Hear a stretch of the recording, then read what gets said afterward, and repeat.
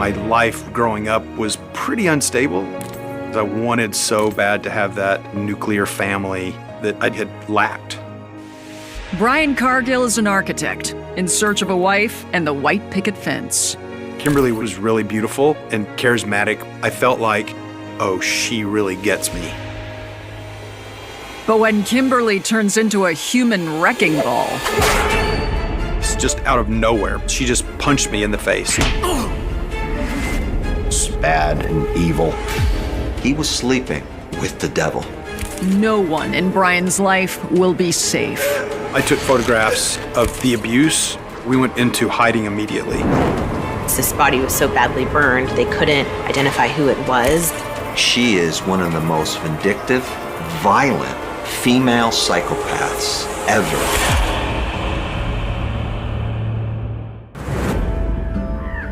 I was born in Wichita Falls, Texas. It was a great way to grow up, for sure. The adults are like, kids go outside, and so we just played in the barn where there's like big tractors and stuff. It was really fun.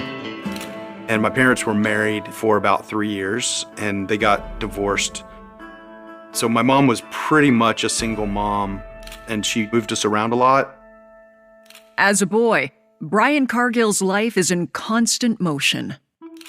I ended up going to probably 6 different elementary schools, probably 5 or 6 different junior highs, and 3 different high schools. It was pretty unstable most of the time. Brian vows to build a secure future for himself. And when he graduates high school, he sets his sights on architecture. I've always been very interested in buildings and structures and things like that. It just came so naturally to me. So by the time I got to graduation time, I already knew that I was going to go to architecture school. By 1993, Brian is a 28-year-old architect living in Dallas. He's happily married, or so he thinks. After a couple of years, my wife decided that she didn't want to be married anymore.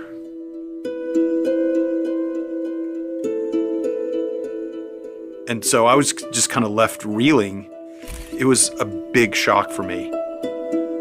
At that point, my dreams had pretty much crumbled, and I was in an extremely vulnerable state. I just didn't know what to do with myself. I was just so distraught over this loss of kind of this idea of the nuclear family. That just seemed like all I could think about.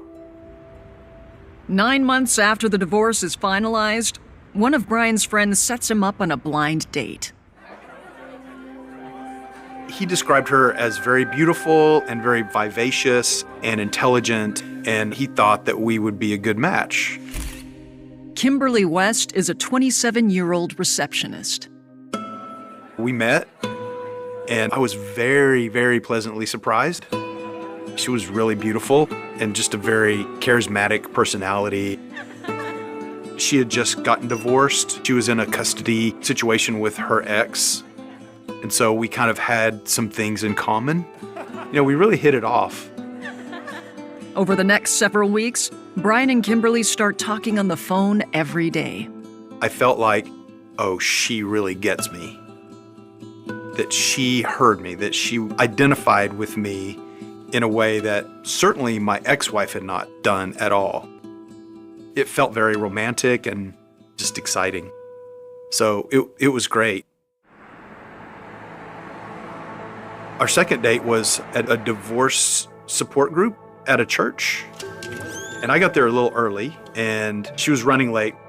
Instead of waiting outside, I decided to just go ahead and go in. And so I sat down, and I kind of saved her a chair next to me. She finally came in, and she looked straight at me and kind of gave me a mean look. She sat in a different chair across the group from me. And so I was very kind of mystified as to, what was going on. After that, she really was mad at me because I had gone in ahead of her. She said, "This is my support group. You're my guest." She's really kind of disproportionately angry about that. Then, just out of nowhere, she just held me back. It was kind of getting a little passionate. And then she just said, "I have to leave now." The whole thing left me feeling, this is a little weird. That whole second date was just strange. As unnerving as the experience is, the next time Kimberly and Brian see each other, she acts as if nothing happened. It started getting much more passionate. The chemistry between us was undeniable, and it was very powerful, and it was one that I'd not really experienced to that degree up until that point in my life. Kimberly was able to stir these feelings, in me, the passionate feelings both physically and emotionally. I feel like I started falling in love with her pretty quickly, just because I did feel like this immediate, really strong connection. Kimberly seems to be feeling the same way, because she treats Brian like he is a close, trusted companion. Kimberly has a court date with her ex-husband, and he's going for full custody. She wanted me to testify in court for her as a character witness. And at this point, I had known her for maybe 2 months. So I went to the courthouse with her, and when she was in the hearing, one of her friends gave me a copy of her psychological report. I read through the report, but so much of it, I didn't know what to make of it. Like, it had a lot of psychological terms that I wasn't familiar with, such as narcissism and borderline personality disorder.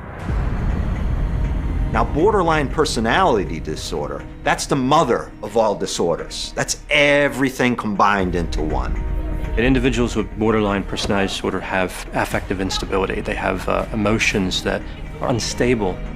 This is somebody who is highly impulsive, dramatic, has an intense fear of abandonment, and furthermore expresses typically some type of violence. It can be verbal aggression, physical aggression. I was very conflicted about the whole report and wasn't sure what to make of it. She told me that her husband paid off psychologists to make fabricated psychological reports. But in the back of my mind, I'm thinking, this is a professional psychologist, and they don't just fabricate reports. And so I thought there was something there that I needed to be careful about. The judge rules against Kimberly, and she is devastated. Brian feels for her and doesn't question her about the report. I didn't want to have another failed relationship.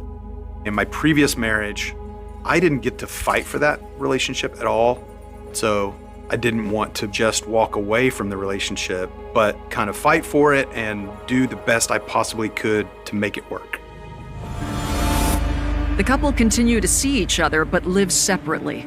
Brian walks on eggshells to avoid Kimberly's bad temper. If I said anything at all positive about my ex-wife, she would often jump all over that and say something pretty mean and nasty about her. Kimberly would often try to undermine my relationship with my ex-wife because she felt like it was threatening her relationship with me. Kimberly always could escalate, just acted very aggressively. Really, what you have here is a powder keg.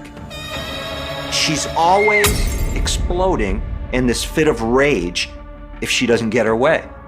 She screams, she yells, it's my way or no way.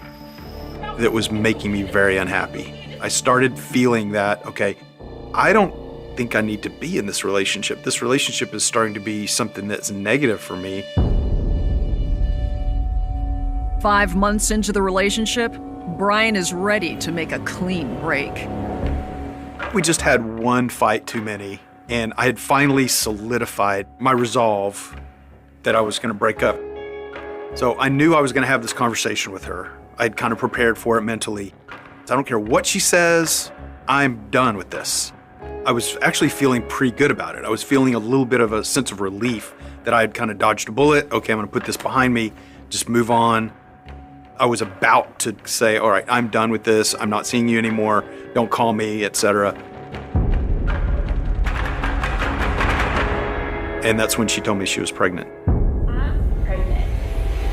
I felt like I was at the beginning of a horrible, horrible journey.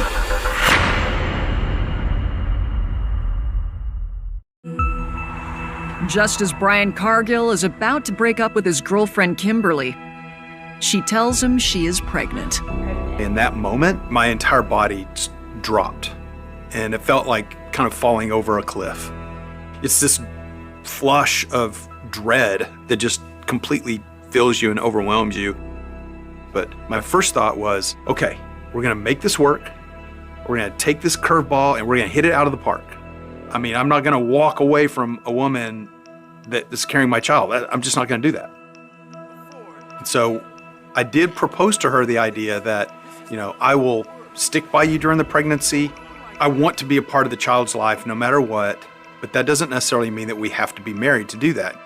And she put it to me very plainly.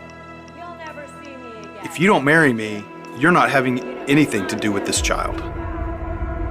Period.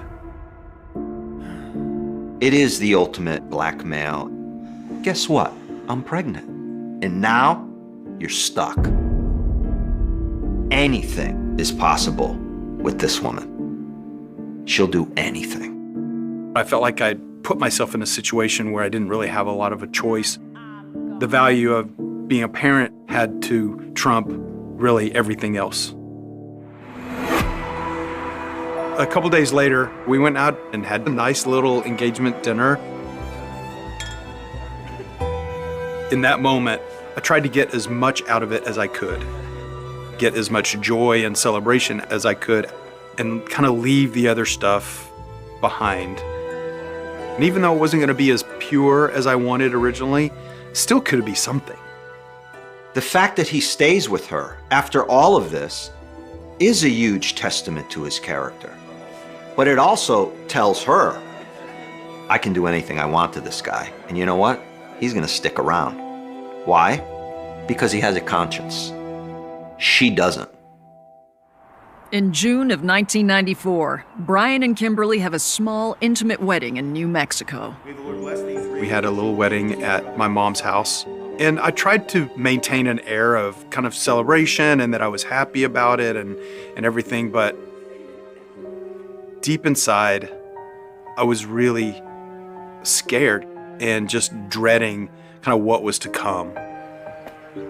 To the point where right after the ceremony, I kind of went in the back of the house and just kind of had a good cry and just kind of let out so many of these emotions that I was having there. The couple move in together, and a few months later in November, Kimberly gives birth to their son, Jamie. After Jamie was born, I was jubilant. And so it was kind of a nice period of time. It was pretty calm, relatively peaceful. I felt a sense of relief that maybe this was gonna start to be okay. Maybe we can make this work. But then things really kind of went downhill. I remember one time I had gone into the bedroom and locked the bedroom door because I was trying to kind of get away from her. So she started like kicking the door. And so I was like, okay, this is not good. So I opened the door and I walked out. And then this hammer comes just whizzes by my head and sticks into the wall. And I turned around and I looked at her, and she had kind of this wild look in her eyes. The hammer lodges itself in the wall, and what does she do? She leaves it there. She tells him, don't you touch that hammer. Why? She wants to remind him, if you don't do what I say, there's gonna be a price. And I just remember just this horrible feeling just washed over me about, man, what am I doing? How am I ever gonna like get through this? It was just definitely just the low point in my life. Kimberly's violent streak is only just beginning. We were sitting in a car and she got angry with me because of a conversation we were having, and she with her fist just punched me as hard as she could in the face. It was just such a shock that I just said, I'm done. That punch in the face was really just the final straw. I just got out of the car and I left and never went back. Brian immediately files for divorce from Kimberly. Over the following months, the battle for custody of his son becomes emotional warfare, with Kimberly pulling out all the stops to make Brian's life miserable. Brian, this is Kimberly. I'm sick of being hung up on. The only reason why I tried you at 7:45 at work is because I had been trying your other number since last night. So at this point, she was not working at all. And she would call me all the time. At some point, I started creating a phone log all the times that she called me. I counted one day, like literally 50 times she called me at work. I'm just disgusted with your treatment of me. I'm disgusted with your ulterior motives. She would call, and I would say, I'm busy. And then she would start threatening the receptionist. It was just insanity. Eventually, I decided to leave my first job just because she had called me at work so many times. But I was giving her basically all my money. I was still paying her rent and like giving her probably 75% of my paycheck every month. That was a tough time. Brian can't afford a lawyer and sees Jamie at Kimberly's whim during the divorce process. When the dust settles in 1995, he gets shared custody of Jamie, but Kimberly continues to make life difficult. She would kind of do a bait and switch in terms of visitation with my son. I'm not keeping him from you, but I'm not going to allow him to go off overnight until several matters are mediated. That was the big thing, was I was always at her mercy when I could see him. One time, she got really mad at me and decided I wasn't going to see Jamie anymore, ever. I showed up at her house, and she wouldn't give him to me.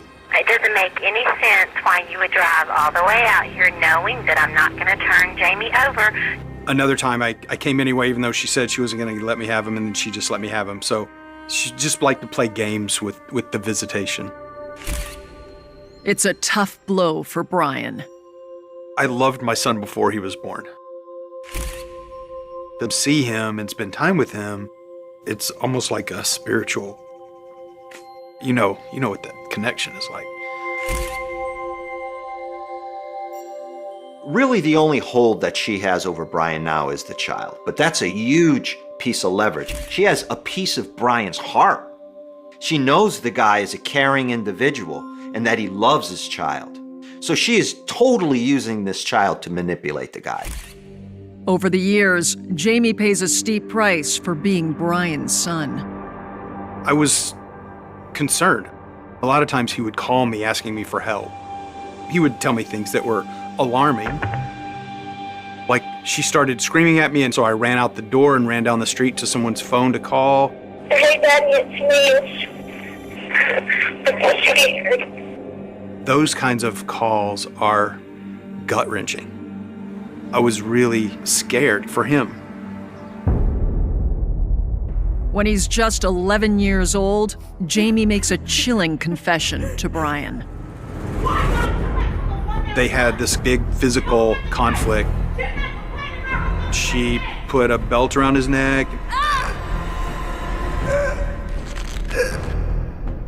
She wraps a belt and drags the kid around the room.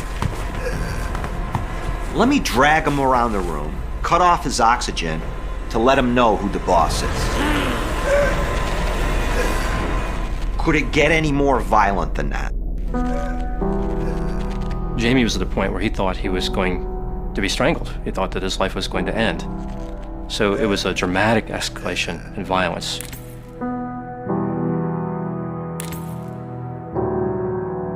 Sorry.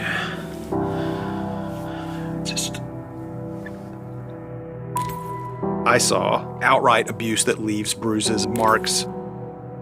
I was horrified. What parent wouldn't be horrified to see their child injured?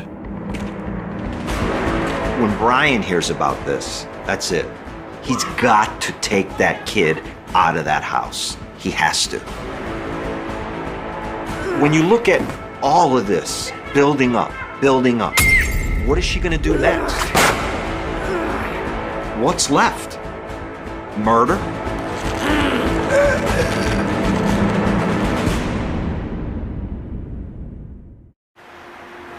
Brian Cargill has just found out that his 11-year-old son has been physically abused by his ex-wife, Kimberly.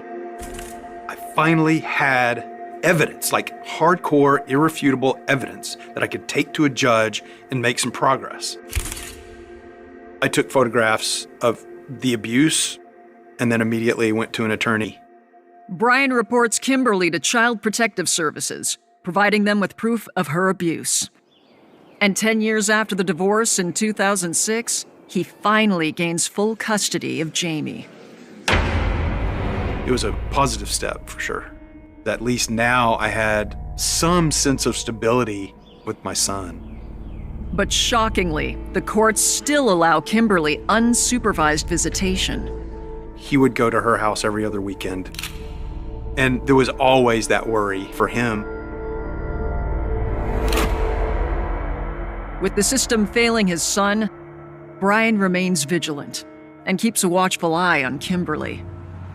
But soon, he finds a measure of peace after meeting a woman worthy of his love. We met and kind of hit it off, and after that, that was it. It's like we didn't really date anyone else. From our first date, we were pretty much, okay, this is it. I knew that she would make my life better. She is truly like the most emotionally stable person I know. So for me, that was a big, as you can imagine, that was a big priority. Kimberly moves on with her life as well. She goes to nursing school and marries another man. They have a son. Happy first birthday. We love you, Keith, Jill, Madeline, and Hayes. But it doesn't last. Soon, Kimberly is divorced and engaged in yet another custody battle. This time, it will turn deadly. The trouble begins when she decides to hire a babysitter for her 4-year-old son while she's at work as a licensed nurse. A friend of hers mentions a woman, Cherry Walker, in an apartment building not far from where she lives. By all accounts, she's just this wonderful, warm, 39-year-old woman. Cherry was described as a very friendly, agreeable individual who had an interest in babysitting. Cherry had an IQ of 56, so this is profoundly developmentally disabled. So she was operating at a 6th grade level. So someone who could arguably be very easily manipulated. She's living in an apartment by herself for the first time in her life. She has an aide that visits her at the apartment to make sure she's doing okay. And in walks Kimberly Cargill. The devil walks into Cherry Walker's life. And it's never going to be the same again. Cherry is unable to say no to Kimberly, who takes advantage of her kindness. Kimberly would drop the son off at Cherry's apartment and just leave him there for hours, come back super late or the next morning to pick him up. Cherry was on a very fixed income given her disability. She relied on food stamps to buy food for herself. And so she had this little boy at her house who would be dropped off hungry. Kimberly didn't leave any money for food, so Cherry would share hers. Kimberly found someone she could exploit at will. Hey, can I drop the kid off for 2 hours? She'd come back 8 hours later. Or she'd drop the child off and maybe not show up for 2-3 days. Thanks a lot for She knew that Cherry Walker really wasn't going to say anything about this, that she could just continually do this over and over and over again. The boy's father accuses Kimberly of abusing their son. Kimberly Cargill's child is being abused, and social services gets involved, and they open an investigation against her. In March of 2010, Child Protective Services removes Kimberly's son from her home. A custody hearing is ordered, and Cherry Walker is unwittingly caught up in the legal battle. The court subpoena Cherry Walker to testify in court against Kimberly Cargill. Cherry receives a subpoena as a frequent caretaker of the little boy. Immediately, Kimberly becomes concerned because if Cherry Walker is taking the stand in court, it'll become quickly evident that Kimberly's really not fit to be caring for a young child. I think that Kimberly was specifically worried about Cherry's testimony because Cherry was probably going to say something truthful, saying that she was a bad mother and violent. Cherry's taking care of that child. She had seen the abuse and the neglect that Kimberly Cargill perpetrated against that child. She was really the best witness. I think that Kimberly believed everything was riding on this particular hearing. This was the last son she had custody of. This was her last hope to prove that she was a competent mother. This was her last chance. Kimberly's first reaction is to just blow up Cherry Walker's phone. She actually calls her over 70 times, so she's panicking. Cherry is not the only person who Kimberly is frantically calling. On June 18, 2010, just 5 days before Kimberly's custody hearing is set to begin, she phones her ex, Brian. I was on the way out of town with my wife going on a long weekend, and Kimberly called me. I saw it was her and I didn't answer. She left a message on my voicemail. It was a bit frantic. Have you been subpoenaed? What are you going to tell them if they subpoena you? It was a little strange, but I just kind of disregarded it. Kimberly was really the last person that I wanted to hear from.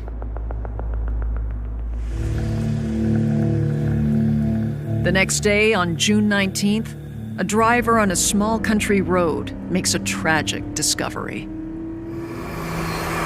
This young guy is out delivering pizza. He's driving down the road and he realizes he went past the address, so he has to do a turnaround. He heads into this gravel area where it's an open field, and then he looks and he sees what appears to be a body. So of course, he dials 911, and in come the crime scene guys. Investigators rush to the scene. They find a woman face down, and it appears that she had been burned. Her body has been charred. Her skin is actually peeling off. It's been burned so badly.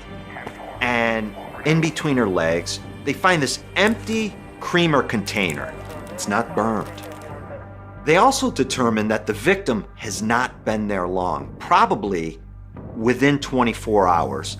Investigators determined that this person likely died of homicidal violence because this body was so badly burned, they couldn't identify who it was. Detectives can't find an ID anywhere near the body, so they put out a media alert in hopes of getting any information on their Jane Doe. Across town, Guthrie and Rowan Walker, a pastor and his wife, reach out to police. Their beloved daughter has been missing for 24 hours. This is a daughter who is constantly in touch with them. There's not maybe 4 hours that go by that they don't know where she is. Nobody has seen her. And there's one thing their daughter never does, and that is miss church. But on this day, she never shows up. And this is when they begin to realize something's drastically wrong here. So where is she? A media report goes out of this victim that's found, and they just know in their heart and their soul that it's her. So they go to the police, and sure enough, it's their daughter, Cherry Walker.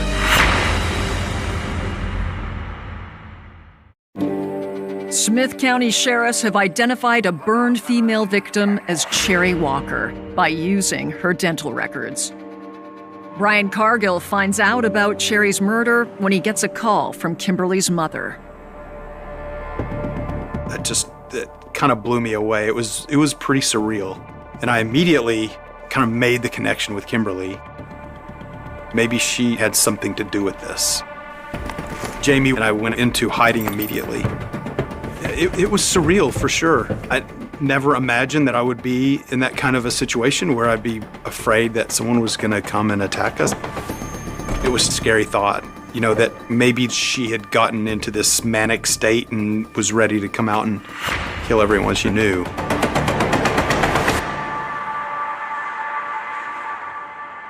investigators conduct a search of Cherry Walker's apartment, looking for leads. They're looking around, and they discover several voicemails. They're from a woman named Kim, who says, "Hey, Cherry, I have to talk to you." And she sounds a bit frantic. Cell phone records also showed that this number had called Cherry over and over and over and over. There were dozens upon dozens of phone calls to Cherry Walker the day before she went missing. So investigators immediately need to find out, who is this Kim?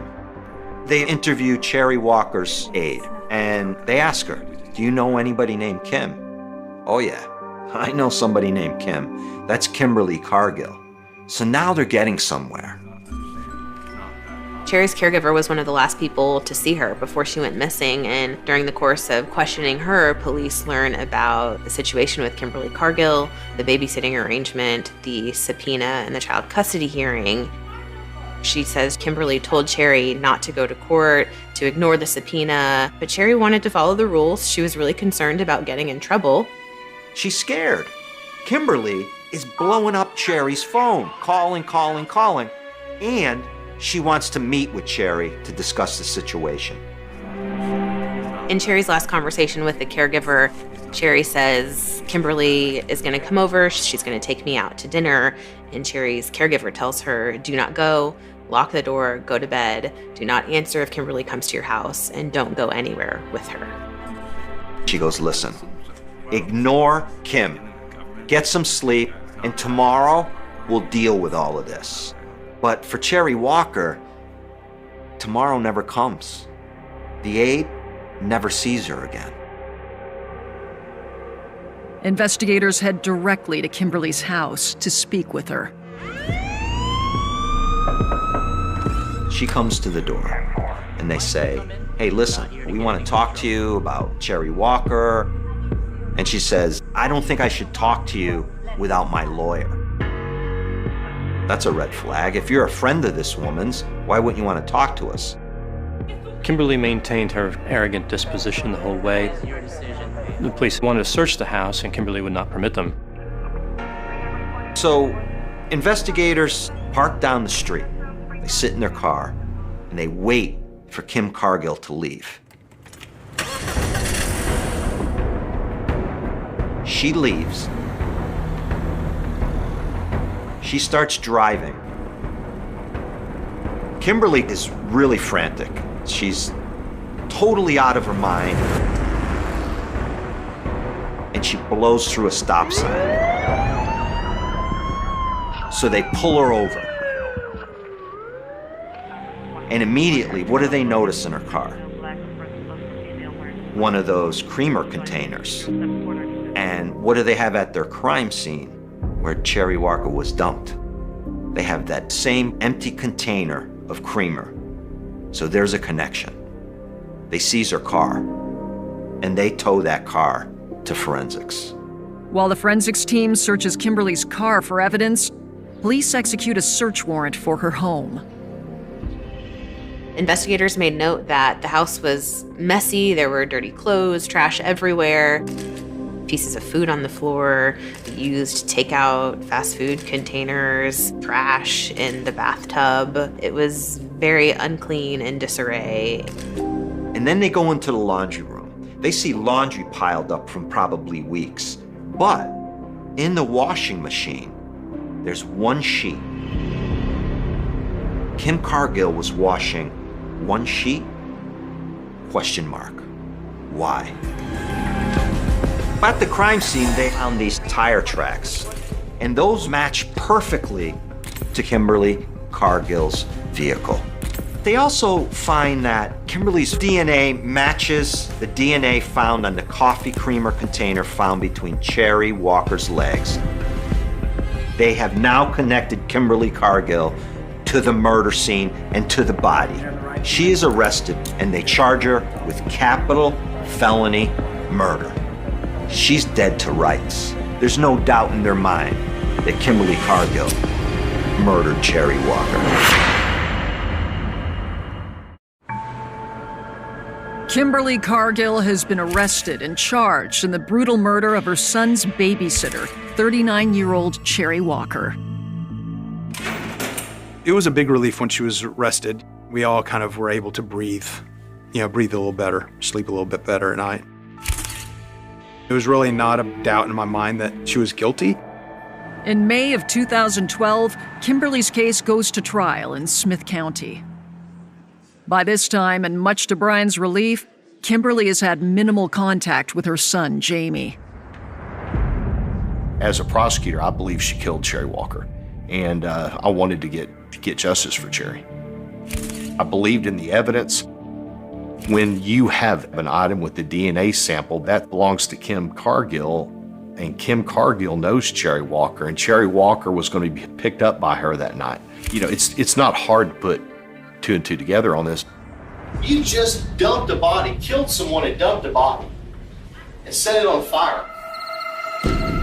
It appears that Kimberly Cargill strangled Cherry Walker inside her house, wrapped her in a sheet, took her out into that field by the road, untangled her from the sheet, poured some sort of accelerant on her, and lit her on fire to cover up forensic evidence. She killed her. She dumped her body and burned it so she wouldn't get caught. It all supports everything that common sense tells you. That Kim didn't want Cherry to testify.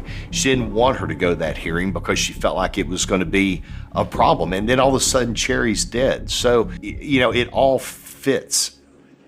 Kimberly takes the stand in her own defense and pleads not guilty. Her defense was that she was there when Cherry Walker died, but she did not kill her. She said that she took Cherry out to dinner to talk about the whole situation.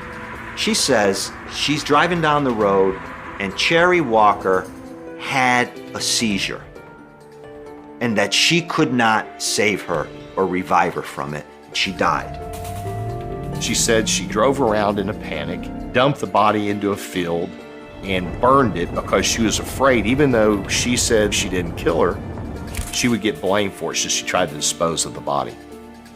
There's a point where Kimberly's behavior kind of borders on delusional. She was supremely confident in her ability to escape responsibility, to manipulate.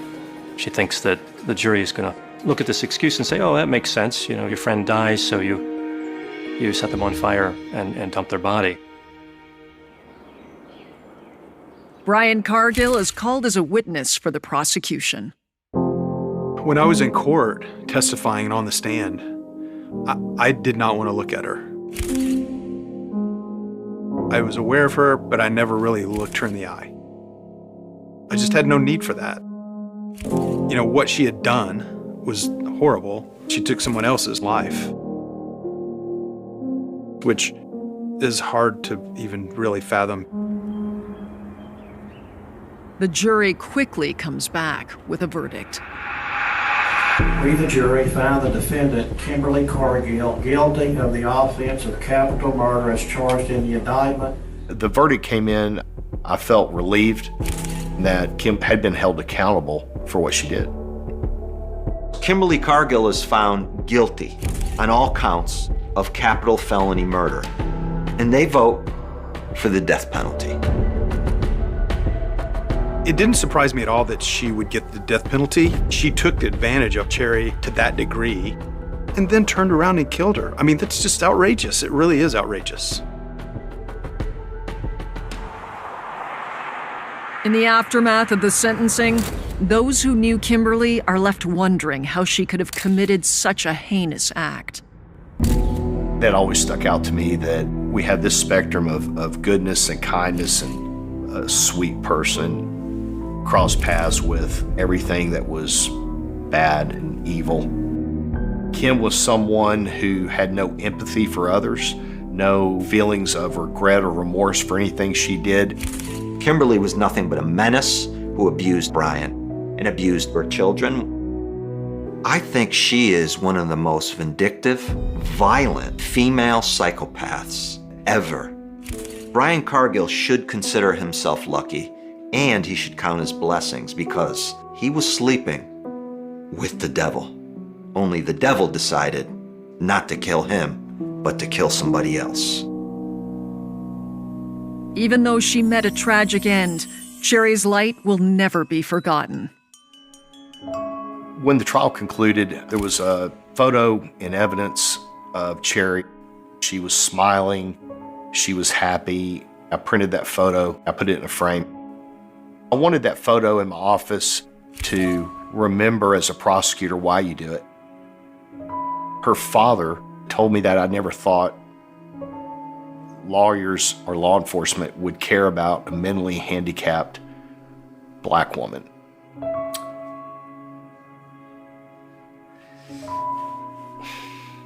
It hurt me that he had to carry that with him. It broke my heart. I was very proud that we were able to get justice for her, show him that we did care deeply for your daughter. She was a beautiful woman. We fought hard for her, and now Kim will be held accountable for what she did. As for Brian, he's moved on from the turmoil and found a silver lining in his life. You know, they say time heals all wounds. It's a cliche, but I think every single day heals a little bit more. My kids have really taught me kind of how to love, if you will. Jamie, he's doing much better now. He's a chef. He's got a good job, and he's adulting, which is what we raise him for. We live in a household of 5, my wife and I, and 3 dogs. It's great. I mean, I don't have any complaints. We're able to live life pretty stress-free and, you know, do what we want to do. And so, you know, feel pretty good.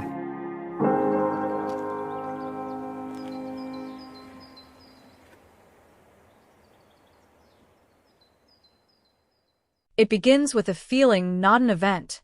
A quiet, creeping unease that slips into a life that once felt ordinary, stable enough to trust, predictable enough to believe in. For Brian Cargill, that feeling didn't arrive all at once. It didn't crash through the door or announce itself with violence. It started as something far more deceptive, a connection, a spark, a sense that maybe, finally, things were falling into place. And that is what makes what comes next so deeply unsettling, because the story does not begin in darkness. It begins in hope. There is something almost cinematic about the way certain lives intersect. 2 people, both carrying the quiet wreckage of past relationships, both searching for something that resembles stability, comfort, a future that looks like the one they once imagined. Brian had spent years chasing that idea of a normal life, the kind with structure, with warmth, with permanence. It wasn't just a dream for him. It was a need, something rooted deep in a childhood that never quite stood still long enough for him to feel grounded. Moving from school to school, from place to place, always adjusting, always adapting, never quite belonging. That kind of upbringing leaves a mark. It teaches you to crave stability the way others crave excitement. So when Kimberly walked into his life, she didn't just represent a person. She represented possibility. She was magnetic in a way that's hard to explain unless you've experienced it, the kind of presence that fills a room without trying, the kind of smile that feels like it's meant just for you. She listened, or at least she seemed to. She mirrored his thoughts, reflected his emotions back at him in a way that made him feel seen, understood. For someone like Brian, that connection wasn't just attractive. It was intoxicating. But sometimes, what feels like understanding is something else entirely. There are moments in life that, in hindsight, feel like warnings. Small fractures in the surface, subtle shifts in tone, things that don't quite fit but are easy to dismiss in the moment. A look that lingers too long. A reaction that feels too intense for the situation. A sudden change in mood that arrives without explanation and leaves just as quickly. Brian would later remember those moments, turning them over in his mind, asking himself the same question again and again. Why didn't I see it? The truth is, he did. In pieces. In fragments. But recognition and acceptance are 2 very different things.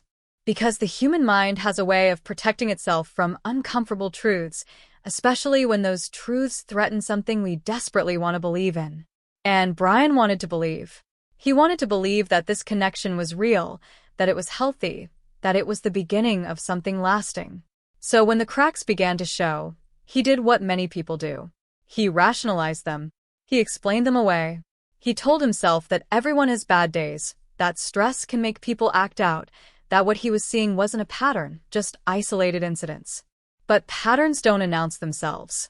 They build slowly, quietly, until one day they are impossible to ignore. The shift, when it came, wasn't a single moment. It was a series of escalations, each one pushing a little further, each one testing a boundary. Anger that flared too quickly. Words that cut deeper than they should. A tension that lingered in the air even after the arguments ended. And then, eventually, something more tangible. Something that couldn't be explained away. Violence has a way of changing everything in an instant. It strips away illusion, replaces doubt with certainty. There is no ambiguity in the moment when a line is crossed that cannot be uncrossed. No room for interpretation when fear becomes physical, when it leaves a mark that can be seen, felt, remembered. But even then, leaving isn't always simple. Because by that point, the story had already deepened. There were emotions involved, commitments forming, a sense of responsibility that weighed heavily on every decision. And then, just as Brian reached the point where he was ready to walk away, ready to reclaim some sense of control over his own life, everything shifted again. A single sentence. A single revelation. She was pregnant. There are moments that feel like turning points, but are, in reality, points of no return. Moments where the path forward narrows, where options disappear, where the weight of a decision presses down so heavily that it becomes almost impossible to think clearly. For Brian, that moment felt like stepping off solid ground into something uncertain, something vast and overwhelming. The life he had been trying to rebuild, the sense of direction he had just begun to regain, suddenly collapsed into a single, unavoidable reality. Responsibility. It wasn't just about him anymore. It wasn't about what he wanted, or what he feared, or what he suspected. It was about the child. The idea of walking away no longer felt like an option. It felt like abandonment. And for someone who had spent his life searching for stability, for connection, for something solid to hold on to, the idea of repeating that cycle, of becoming the one who leaves, was unbearable. So he stayed. And in staying, he made a choice that would shape everything that followed. Because what he saw as commitment, as responsibility, as doing the right thing, she saw as something else entirely. Control. Leverage. Proof that no matter how far she pushed, no matter how volatile things became, he would not leave. That dynamic changes everything. It shifts the balance, tilts the relationship in a way that becomes increasingly dangerous. Because when one person begins to believe that there are no consequences, that their actions will not drive the other away, the boundaries that once existed begin to dissolve. And without boundaries, there is nothing to contain the escalation. What follows is not immediate destruction. It is something slower, more insidious. A gradual erosion of stability, of safety, of identity. A process that unfolds over time, layer by layer, until the life that once felt familiar becomes something unrecognizable. And by the time the full picture emerges, by the time the true nature of what Brian has stepped into becomes clear, it is no longer just about a relationship. It is about survival. Because the woman he thought he knew, the woman who once felt like a source of connection and understanding, is something else entirely. Something unpredictable. Something volatile. Something capable of far more than he ever imagined. And somewhere in the middle of it all, there is a child. A life that binds them together in a way that cannot be undone, no matter how far apart they try to move. This is not just the story of a relationship gone wrong. It is the story of how quickly perception can shift, how easily trust can be weaponized, how a single decision, made with the best of intentions, can lead down a path that grows darker with every step. Because some storms don't arrive with warning. They build quietly, just beneath the surface, waiting for the moment when everything finally breaks. The city of Dallas in the early 1990s carried a rhythm that felt steady, almost reassuring. Wide roads stretched under the Texas sun, office buildings rose in clean, confident lines, and neighborhoods unfolded in quiet grids where lives moved in predictable patterns. It was the kind of place where ambition could take root, where a young professional could imagine building not just a career, but a life that looked complete from the outside. For Brian Cargill, this was supposed to be that place. A place where everything that had once felt unstable could finally settle into something permanent. But outside of work, life had not followed that same predictable structure. The collapse of his first marriage had left a gap that was more than just emotional. It had disrupted the blueprint he had been quietly building in his mind for years. The image of a stable home, of a partnership that endured, of a future that unfolded in a straight, steady line. When that fell apart, it wasn't just the relationship that ended. It was the vision itself. So when Kimberly entered that space, she didn't arrive in a vacuum. She stepped into a life that was already searching for something to fill it. And she fit into that space with a kind of ease that felt almost too perfect at first. She understood the language of loss, of starting over. She mirrored his desire for connection, for rebuilding. Their conversations stretched late into the night. Voices carried through phone lines that seemed to shorten the distance between them. There was laughter, there was vulnerability, there was the sense that two people were finding something in each other that had been missing before. But even in those early days, there were details that didn't quite align with the calm surface of the relationship. The way her emotions could shift without warning, like a sudden change in weather. One moment warm and open, the next distant, cold, or sharp in a way that caught him off guard. It wasn't constant, not at first. It appeared in flashes, brief enough to be dismissed, subtle enough to be rationalized. The second date should have been just another step forward, another layer added to what felt like a growing connection. Instead, it became something else entirely. A small room in a church, chairs arranged in a circle, the quiet murmur of people sharing pieces of their lives. It was supposed to be a place of support, of understanding. Brian arrived early, a simple decision, one that in any other context would have meant nothing. He sat down, saved a seat for her, an ordinary gesture.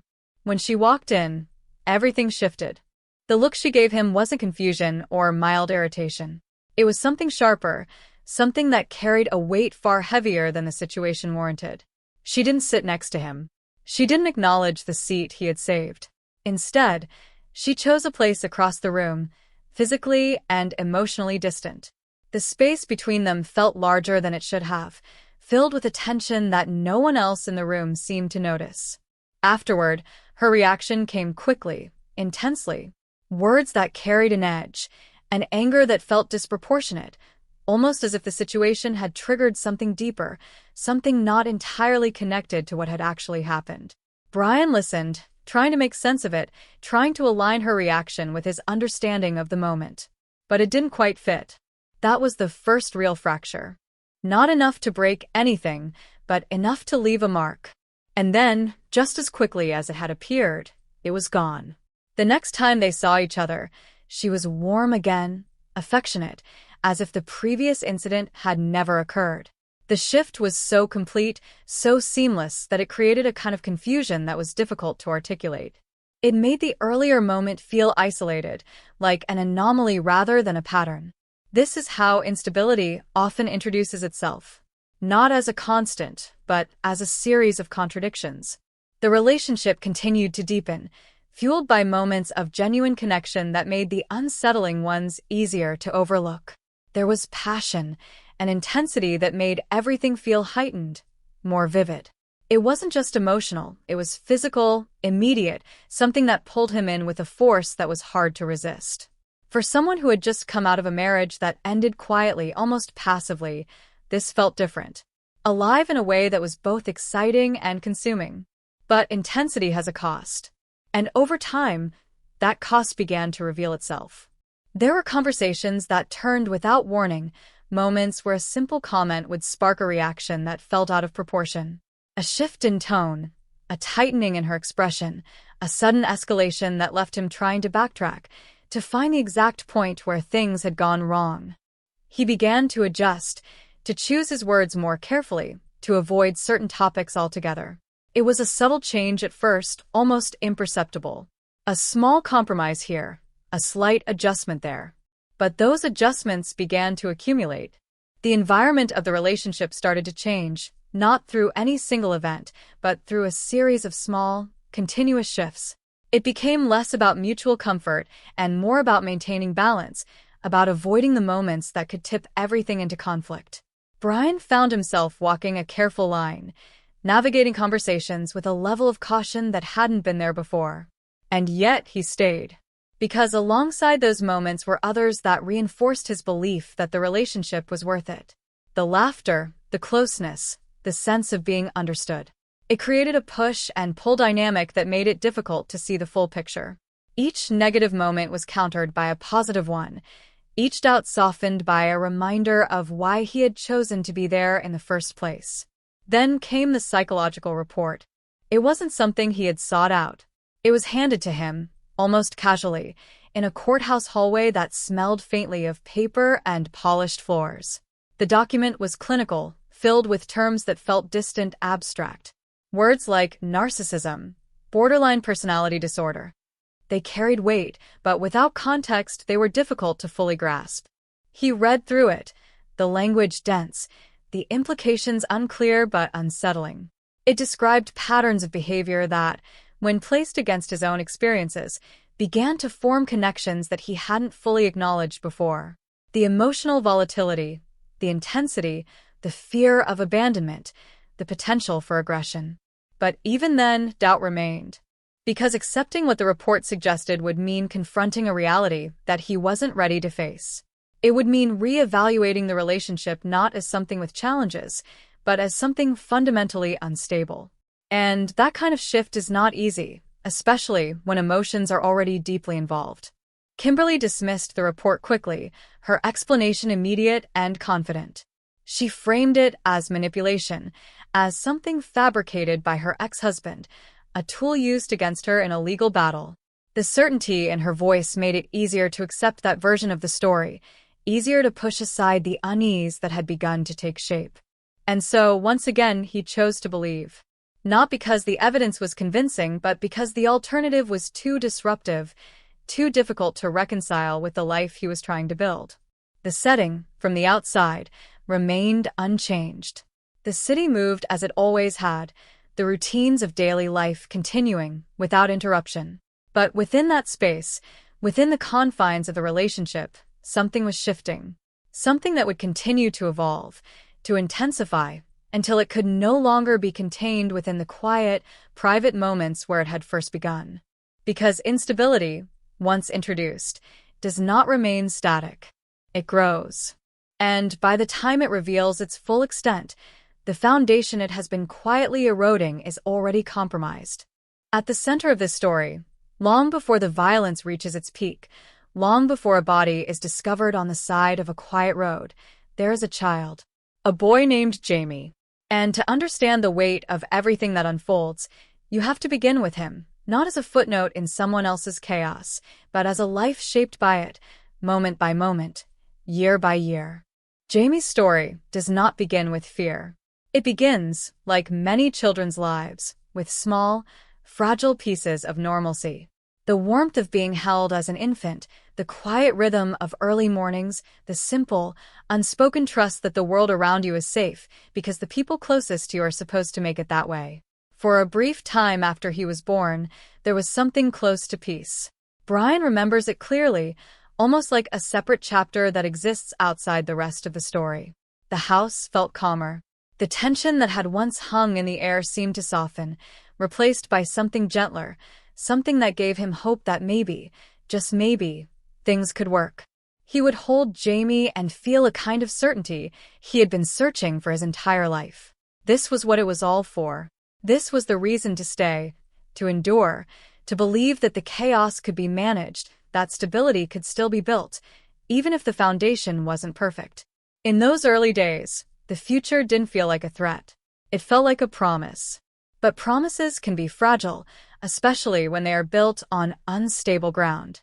As Jamie grew, the environment around him began to shift in ways he could not fully understand but could deeply feel. Children don't need explanations to recognize tension.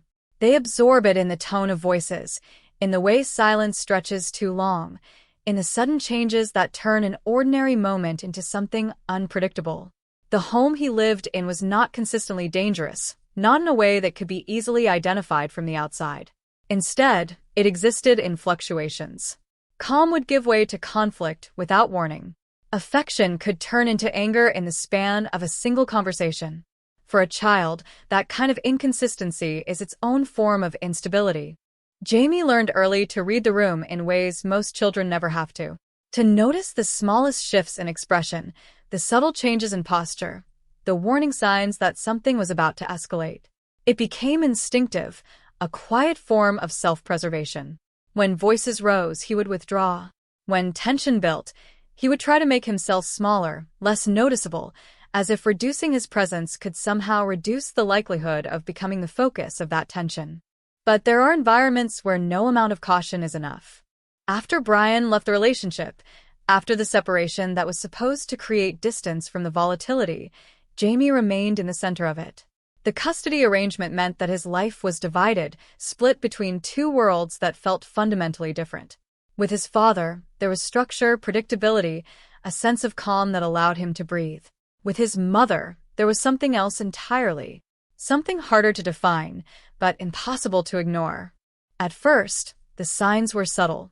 Small comments, changes in behavior, moments where he seemed more withdrawn than usual. Brian would notice it in the way Jamie spoke, in the pauses between his words, in the things he didn't say as much as the things he did. There are times when Jamie would call him, his voice carrying a tension that didn't belong to a child his age. He would ask for help in ways that were indirect, almost hesitant, as if he wasn't sure how much he was allowed to say. Those calls would linger long after they ended. Brian would replay them in his mind, trying to piece together what was happening on the other side of that phone line. But without concrete evidence, without something tangible he could take to the courts, there was little he could do beyond worry, beyond trying to be as present as possible in the moments he did have with his son. And then, as the years passed, the situation began to escalate. The stories Jamie told became more alarming, more specific. They were no longer just about tension or raised voices. They were about fear. Real, immediate fear. He described arguments that didn't just end in anger, but in something physical, something that left marks that couldn't be explained away as accidents or misunderstandings. There is a moment, in every story like this, where the abstract becomes undeniable. For Brian, that moment came when Jamie was 11 years old. It wasn't just what Jamie said. It was how he said it.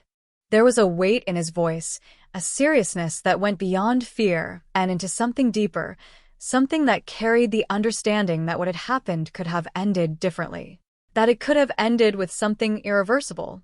He described the incident in fragments at first, as if even recalling it was difficult.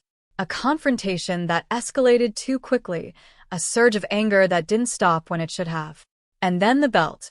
The way it tightened around his neck, the pressure, the panic, the desperate instinct to breathe. The room spinning, the realization that this wasn't just another argument, that this was something else entirely. For a child to think, even for a moment, that their life might end in the hands of someone who is supposed to protect them, that changes something fundamental. Brian saw the evidence with his own eyes. The marks, the physical confirmation of what Jamie had described. There was no longer any room for doubt, no space for rationalization. This was not instability. This was abuse. And in that moment, something shifted inside him. For years, he had navigated the situation carefully, trying to work within the system, trying to maintain some form of balance. But this was different. This was no longer about managing a difficult relationship or enduring volatility for the sake of stability. This was about immediate danger. The urgency of it cut through everything else. He documented what he could, taking photographs, gathering evidence in a way that felt both necessary and deeply painful. Each image was a confirmation of what he had feared, a piece of proof that came at the cost of his son's suffering. But without it, there would be no case. Without it, the system that had already failed to recognize the signs might continue to overlook them. When he finally brought it forward, when he placed that evidence in front of people who had the authority to act, it was with a sense of determination that had been building for years. This was not a request. It was a demand for intervention. And for the first time, there was movement. Custody shifted. the balance changed. Jamie was no longer trapped in that environment full-time. There was a sense of relief, a feeling that something had finally been corrected. But it was not complete. The system, cautious and procedural, still allowed contact, still left openings that carried risk. So Brian remained vigilant. Because once you have seen that kind of damage, once you have witnessed the impact it leaves, you don't return to a state of passive trust. You watch more closely. You listen more carefully. You remain aware of the possibility that what has happened once could happen again. Jamie's story is not defined solely by what he endured, but by what he carried forward from it. The resilience, the ability to continue, to grow beyond the environment that shaped his early years. But that resilience does not erase the past. It exists alongside it, shaped by it. And in the context of everything that follows, everything that builds toward the final, irreversible act of violence, his story becomes something else as well. A warning. Because long before a life is taken, long before a crime reaches the point where it can no longer be contained, there are signs, patterns, escalations that, if seen clearly enough, tell you exactly what is coming. The tragedy is not just that those signs existed. It is that they were not enough to stop what came next. By the time everything converges into a single, irreversible act, the story has already been unfolding for years. It has been building in fragments, moments of control, bursts of rage, calculated manipulation layered over instability. Nothing about what happens next exists in isolation. It is the result of a pattern that has been quietly intensifying, one decision at a time, one escalation feeding into the next, until the point where there is no longer any barrier left to cross. In the months leading up to the crime, the pressure around Kimberly is closing in from every direction. The custody battle over her younger son is not just another legal dispute.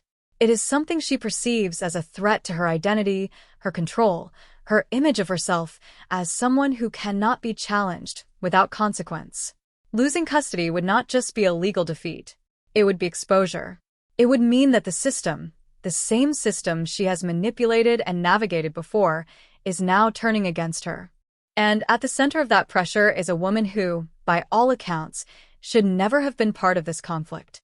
Cherry Walker lives a quiet life, one defined by routine, by small comforts, by the kind of simplicity that exists when someone trusts the world around them. She is kind, accommodating, someone who does not easily say no. Those qualities in another context would be strengths. In this one, they become vulnerabilities. When Kimberly enters her life, it does not happen with force or intimidation. It begins with something that looks harmless. A request. A favor. The kind of interaction that feels ordinary enough not to question. Watching a child for a few hours. Helping out when needed. It is a gradual process, one that builds trust not through genuine connection, but through repetition. At first, the boundaries are subtle. A drop-off that lasts a little longer than expected. A return that comes later than promised. Hours stretching into evenings, evenings into nights. Cherry adjusts, accommodates, tells herself that it is temporary, that it is not her place to object. There is a kindness in her decisions, a willingness to help that is genuine. But over time, that kindness is exploited. The pattern becomes clear, though not necessarily to her, in a way that prompts resistance. Kimberly does not ask, so much as assume. She leaves her child without preparation, without supplies, without consideration for the impact it has on someone living on limited resources. The imbalance is stark, but it is maintained through pressure that is not always visible. The expectation that compliance is easier than refusal. The understanding that saying no might lead to conflict, something Cherry is not equipped to handle. And then the situation shifts. The involvement of Child Protective Services changes everything. What had once been a private dynamic, contained within the walls of an apartment and the quiet agreements between two individuals, is now part of a legal process. Scrutiny replaces assumption. Documentation replaces ambiguity. Cherry becomes more than just a babysitter. She becomes a witness. That transformation is critical because it introduces a new variable into Kimberly's world. One that cannot be controlled in the same way as before. One that carries the potential to confirm everything that has been hidden everything that has been dismissed or explained away. The subpoena is not just a legal formality. It is a threat. For Kimberly, the idea of Cherry speaking in court is intolerable. It represents exposure, the loss of control over the narrative she has carefully constructed. And unlike others she has dealt with before, Cherry is not someone who can be easily manipulated into silence through intimidation or emotional leverage. Her understanding of the situation is straightforward. She has been asked to tell the truth, and she intends to do so. That simplicity becomes dangerous. In the days leading up to the scheduled hearing, the tension escalates rapidly.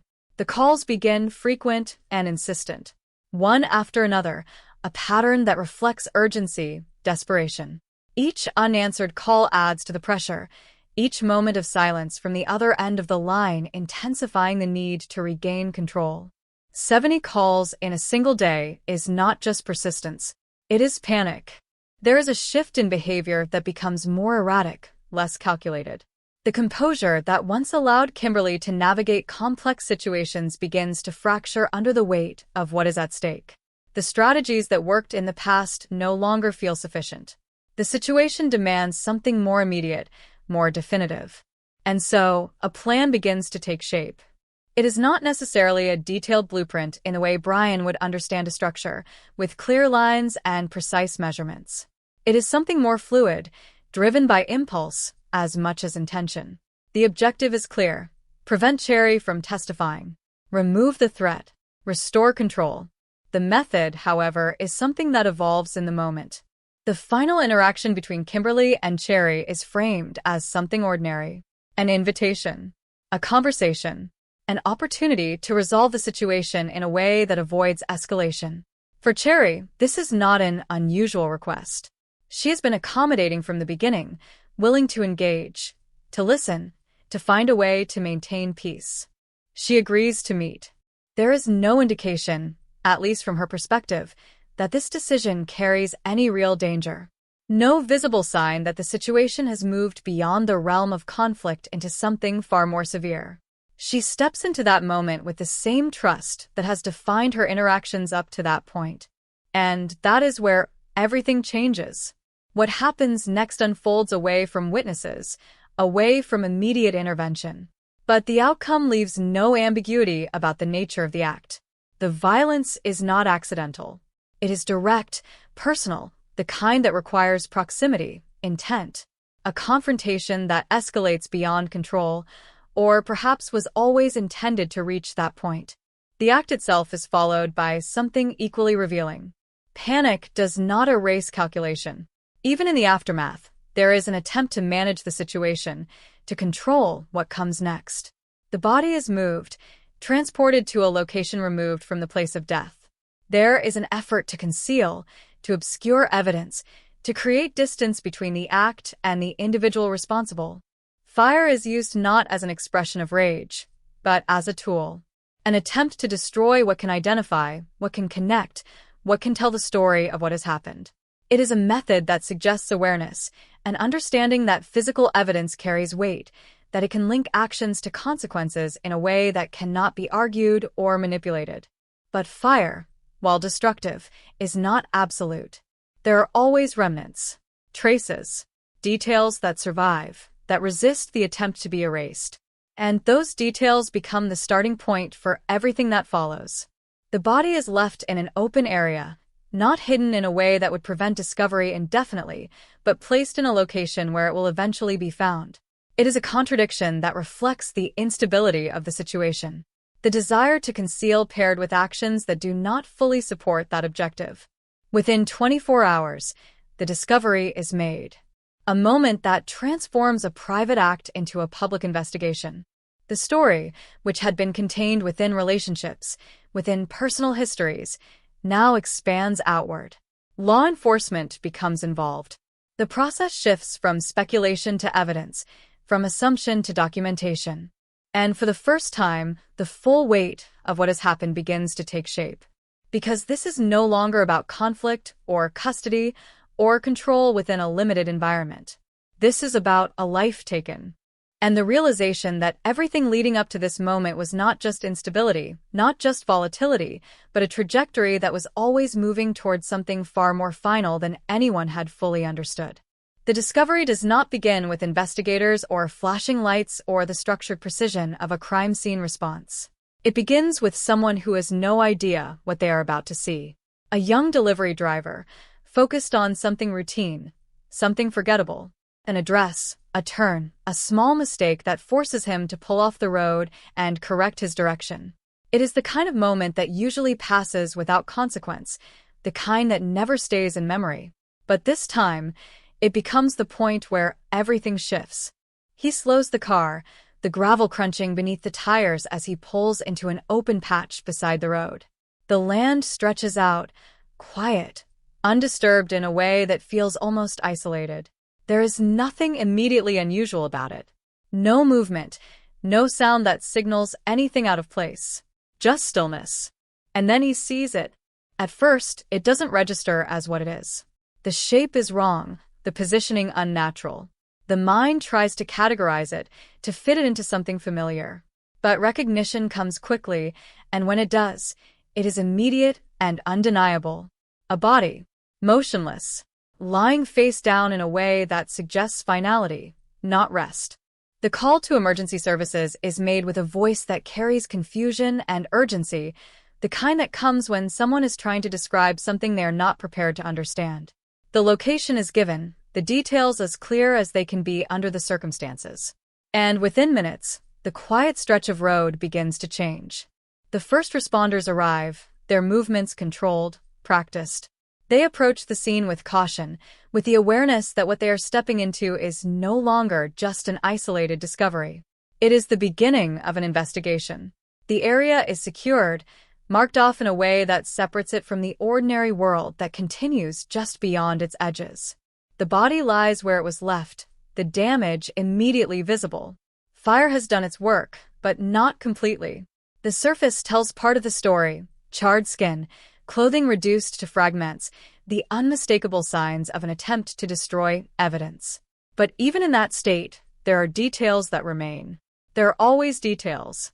Investigators move carefully, documenting everything. The position of the body, the surrounding environment, the absence of anything that might indicate a struggle in that specific location. This is not where the act occurred. That much becomes clear quickly. The scene is not one of confrontation, but of disposal. There is a method to the examination, a sequence that ensures nothing is overlooked. Photographs are taken from multiple angles, each one capturing a piece of the overall picture. Measurements are recorded, distances noted. The ground is examined for impressions, for signs that something or someone has moved through the area recently. And then there is the detail that stands out. Between the victim's legs, partially shielded from the fire, is an object that does not belong. A small, plastic creamer container. It is intact in a way that contrasts sharply with the damage surrounding it. It should not be there. It does not fit the environment, does not align with the natural elements of the location. It becomes important immediately, because in a scene where so much has been altered, where fire has erased or obscured, anything that remains untouched carries weight. It is preserved not by chance, but by circumstance, and that makes it a potential link. A connection to something beyond this isolated patch of land. The body itself presents challenges. Identification is not immediate. The damage has removed many of the visual markers that would normally provide answers. There are no personal belongings nearby, no identification left behind. Whoever placed the body here did so with the intention of delaying recognition, of creating distance between the victim and the investigation. But time becomes a factor. The condition of the body suggests that it has not been there long. The timeline narrows, focusing the scope of the investigation. This is recent. The events that led to this moment have occurred within a window that is still open, still accessible in terms of evidence, in terms of potential witnesses, in terms of reconstructing movement. The process of identification begins with what remains. Dental records, forensic analysis, methods that do not rely on surface appearance. It is a slower process, one that requires precision and patience. While that work is underway, the investigation expands outward. Missing persons reports are reviewed, recent disappearances cross-referenced with the estimated time of death. The media is engaged, not for speculation, but for information. A description is released, limited by what can be confirmed, but enough to prompt recognition from those who might be searching for someone who has not returned. And in another part of the city, a family is already searching. Cherry Walker's parents know something is wrong before they hear the report. The absence itself is the first sign. The silence where there should be contact, the break in a routine that has always been consistent. She does not disappear without explanation. She does not miss commitments, especially not something as important as church. Her life is structured in a way that makes her absence noticeable, immediate. They reach out, trying to locate her, to understand where she might be. Each unanswered call adds to the concern, each hour, without contact deepening the sense that this is not a simple delay or misunderstanding. When the media report surfaces, it does not provide confirmation. It provides fear. The description is incomplete, but it is enough to create a connection that cannot be ignored. A location, a time frame, the possibility that the unidentified victim is not just someone, but someone they know, someone they love. The decision to contact authorities is not made lightly, but it is made quickly. There is a need for answers, even if those answers carry the weight of something irreversible. The process that follows is clinical, procedural. Dental records are compared, data is analyzed. And then, the confirmation. The unidentified body is no longer anonymous. It is Cherry Walker. The moment of identification shifts the entire investigation. It transforms the victim from a set of forensic details into a person with a life, with connections, with a history that can be traced, examined, understood. It provides a starting point, a direction. Investigators begin to reconstruct her final days. Who she spoke to, where she went, what her routine looked like in the hours before she disappeared. Each detail becomes a thread, something that can be followed, something that might lead back to the point where everything changed. The phone records are among the first pieces of that reconstruction. Calls logged, timestamps recorded. A pattern emerges quickly, one that stands out against the normal flow of communication. A single number, repeated over and over, dozens of times within a short span. The frequency alone is enough to draw attention. This is not casual contact. This is persistent, urgent, almost obsessive. Voicemails provide further context. The voice is familiar to those who knew Cherry. A woman, identifying herself as Kim. The tone is not calm. It carries an edge of urgency, a need to establish contact that goes beyond simple conversation. There is something beneath the words, something that suggests pressure, that implies a situation that is not being resolved through normal means. The number is traced. A name is attached. Kimberly Cargill. At that point, the investigation begins to take on a new shape. What was once an open field of possibilities starts to narrow.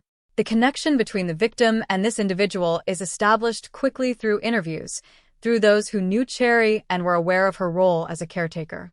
The relationship is defined, not as a friendship, but as something more complicated. An arrangement that placed Cherry in a position of responsibility, one that she did not fully control. And then the subpoena. The upcoming custody hearing, the role Cherry was expected to play as a witness. The potential impact of her testimony on Kimberly's situation. The motive begins to form, not as a conclusion, but as a possibility that aligns with the evidence already gathered. From that moment, the investigation is no longer just about what happened. It becomes about who had the most to lose, and who was willing to act to prevent that loss from becoming reality. Once a name enters an investigation, everything changes. The unknown becomes a direction. The scattered details begin to align around a central point. But that does not mean clarity comes immediately. In fact, this is often where confusion deepens, where assumptions risk forming too quickly, where investigators must balance instinct with discipline. Because having a name is not the same as having proof. Kimberly Cargill becomes that name. At first, she exists in the case not as a suspect, but as a connection. A person linked to Cherry Walker through circumstance, through proximity, through a relationship that now takes on a different weight in light of what has happened. The phone records provide the initial thread, the repeated calls establishing a pattern that cannot be ignored. Dozens of attempts to reach Cherry in the hours before she disappeared. The tone of the messages, urgent, insistent, suggests something more than casual communication. But urgency alone does not equal guilt. Investigators begin where they always do, by building context. They speak to those who knew Cherry, those who can provide insight into her daily life, her interactions, the people she trusted. The picture that emerges is consistent. She was kind, accommodating, someone who did not invite conflict. She helped where she could, often without questioning the imbalance of what was being asked of her. And then Kimberly's name comes up again. Not just as a caller, but as someone who relied on Cherry. Someone who brought her child into Cherry's home regularly, often without warning, often without preparation. The arrangement, as described by those around Cherry, feels uneven, one-sided, but not necessarily alarming on its own.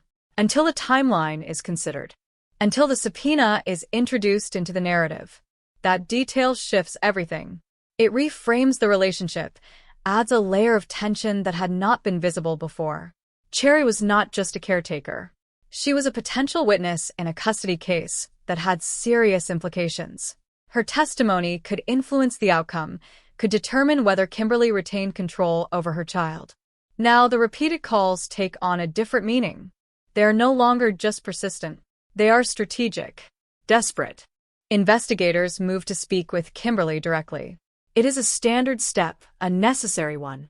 If she was among the last people to have contact with Cherry, her account of events could provide critical information. It could clarify the timeline, confirm or challenge what has been gathered so far. They arrive at her home with questions. Her response is immediate, and it is telling. She does not open the door to conversation. She does not offer information freely, does not express concern in a way that aligns with someone who has just learned that a person they know has been found dead. Instead, she creates distance. She invokes legal protection, states that she does not want to speak without a lawyer present. It is her right. But in the context of the situation, it raises questions. Because behavior matters. Not as proof, not as evidence that can stand alone, but as part of a larger picture. People react differently under stress, under fear, under scrutiny. But there are patterns, expectations. And when those expectations are not met, when reactions fall outside what is typical, it becomes something to note. Investigators do not push beyond that point. They cannot. Instead, they shift strategy. If direct conversation is limited, then evidence must take its place. They begin to observe. Surveillance is not dramatic. It is patient. It involves waiting, watching, documenting movement without interference. They position themselves at a distance, allowing the situation to unfold naturally. Time becomes a factor again, not in the sense of urgency, but in the sense of opportunity. And then movement. Kimberly leaves her home, gets into her vehicle, begins to drive. There is nothing inherently suspicious about that action. It is routine, something that would not stand out under normal circumstances. But this is not a normal context. The decision to follow is made quietly. As they observe her driving, something shifts. A moment of inattention, or perhaps something more. She fails to stop at an intersection, moves through it in a way that violates traffic law. It is a small mistake, but in this context, it becomes an entry point. They initiate a stop. The interaction that follows is controlled, procedural. A standard traffic stop, nothing more on the surface. But within that moment, there is an opportunity to observe more closely, to gather details that might otherwise remain hidden. And then something appears. Inside the vehicle, among the ordinary items that fill the space, there is an object that stands out. Not because of what it is, but because of where it has been seen before. A small plastic creamer container. It is identical to the one found at the crime scene. On its own, it is a common item. Something that could be found in countless places, something that does not carry inherent significance. But context transforms it. When an object appears in two separate locations, connected by a single individual, it becomes more than coincidence. It becomes a link. The vehicle is no longer just transportation. It is potential evidence. The decision is made to seize it, to bring it into a controlled environment where it can be examined in detail. Every surface, every fiber, every trace becomes relevant. Forensic teams begin their work, methodical and precise, searching for anything that connects the interior of that vehicle to the crime scene. At the same time, a warrant is obtained for Kimberly's home. Entry into that space provides a different kind of insight, not just physical evidence, but environmental context. The state of the home, the condition of the rooms, the details that speak to daily life. It is not organized, not maintained in a way that suggests control. There is disorder, clutter, signs of neglect that contrast sharply with the calculated nature of the actions being investigated. And then the laundry room. It is a small detail at first glance. A machine, a pile of clothes. But within that space, something does not fit. Inside the washing machine, there is a single item, a sheet. It stands out because of its isolation. Laundry is rarely done one piece at a time, especially in a household where disorder is evident. The presence of a single sheet suggests something specific, something intentional. It raises questions about timing, about what might have been on that fabric, about why it was separated from everything else. Forensic analysis will determine its significance. Meanwhile, other evidence begins to align. The tire tracks found at the scene are examined, measured, compared. Patterns are unique, like fingerprints shaped by wear, by usage, by the specific characteristics of a vehicle. When those patterns are matched to Kimberly's car, the connection becomes stronger. Then, the creamer container. DNA analysis confirms what the visual similarity suggested. The genetic material found on the object at the crime scene matches Kimberly. It places her in direct contact with an item found in proximity to the victim's body. Individually, each piece of evidence is significant. Together, they form a narrative. A timeline begins to take shape. The calls, the meeting, the disappearance, the discovery, the physical evidence linking location to individual, the behavioral patterns that align with the escalating pressure surrounding the custody hearing. At this point, the investigation is no longer searching for possibilities. It is building a case. And when that case reaches a certain threshold, when the evidence aligns in a way that supports a clear conclusion, action follows. Kimberly Cargill is no longer just a person of interest. She becomes a suspect. And with that shift comes the next step: arrest. It happens without spectacle, without resistance. A controlled process, carried out by individuals who have already assembled the pieces, who understand the weight of what they are doing. Charges are filed, the legal system engaged in full. But even then, even with the evidence laid out, with the connections established, there remains one final layer: the question of intent. Because understanding what happened is only part of the story. Understanding why, how a series of escalating behaviors culminates in a deliberate act of violence, is what transforms the investigation into something deeper. And that understanding will not come from the scene or the evidence alone. It will come in the next phase, when the story is told not through fragments, but through confrontation. The breakthrough did not arrive like a thunderclap. It crept in slowly, almost quietly, assembling itself piece by piece until the truth became too heavy to ignore. What had once been a confusing, charred crime scene in an empty field began to take shape as something far more deliberate, far more calculated. And at the center of it all, tightening like a knot, was Kimberly Cargill. Investigators sat hunched over tables littered with photographs, reports, and timelines, each detail examined over and over again until patterns began to emerge. The burned body that had once been unrecognizable was no longer just a victim. She had a name now: Cherry Walker.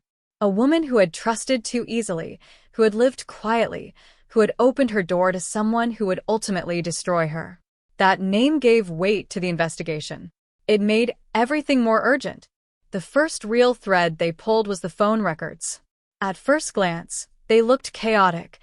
Dozens upon dozens of calls, timestamps overlapping, relentless pattern that almost felt obsessive. But as investigators mapped them out, the chaos transformed into something far more telling. One number appeared again and again, calling Cherry repeatedly in the hours before she disappeared. That number belonged to Kimberly.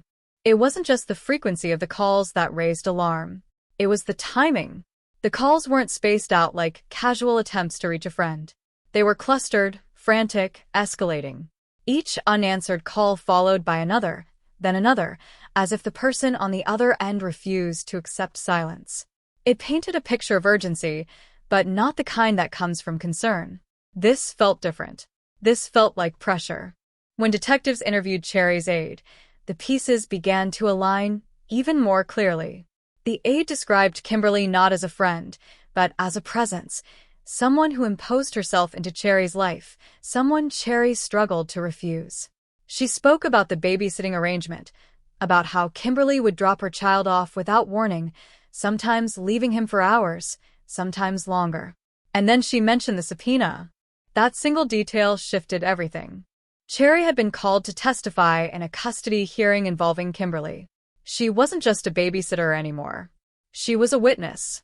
Someone who had seen too much, who could speak to patterns of neglect, instability, and control.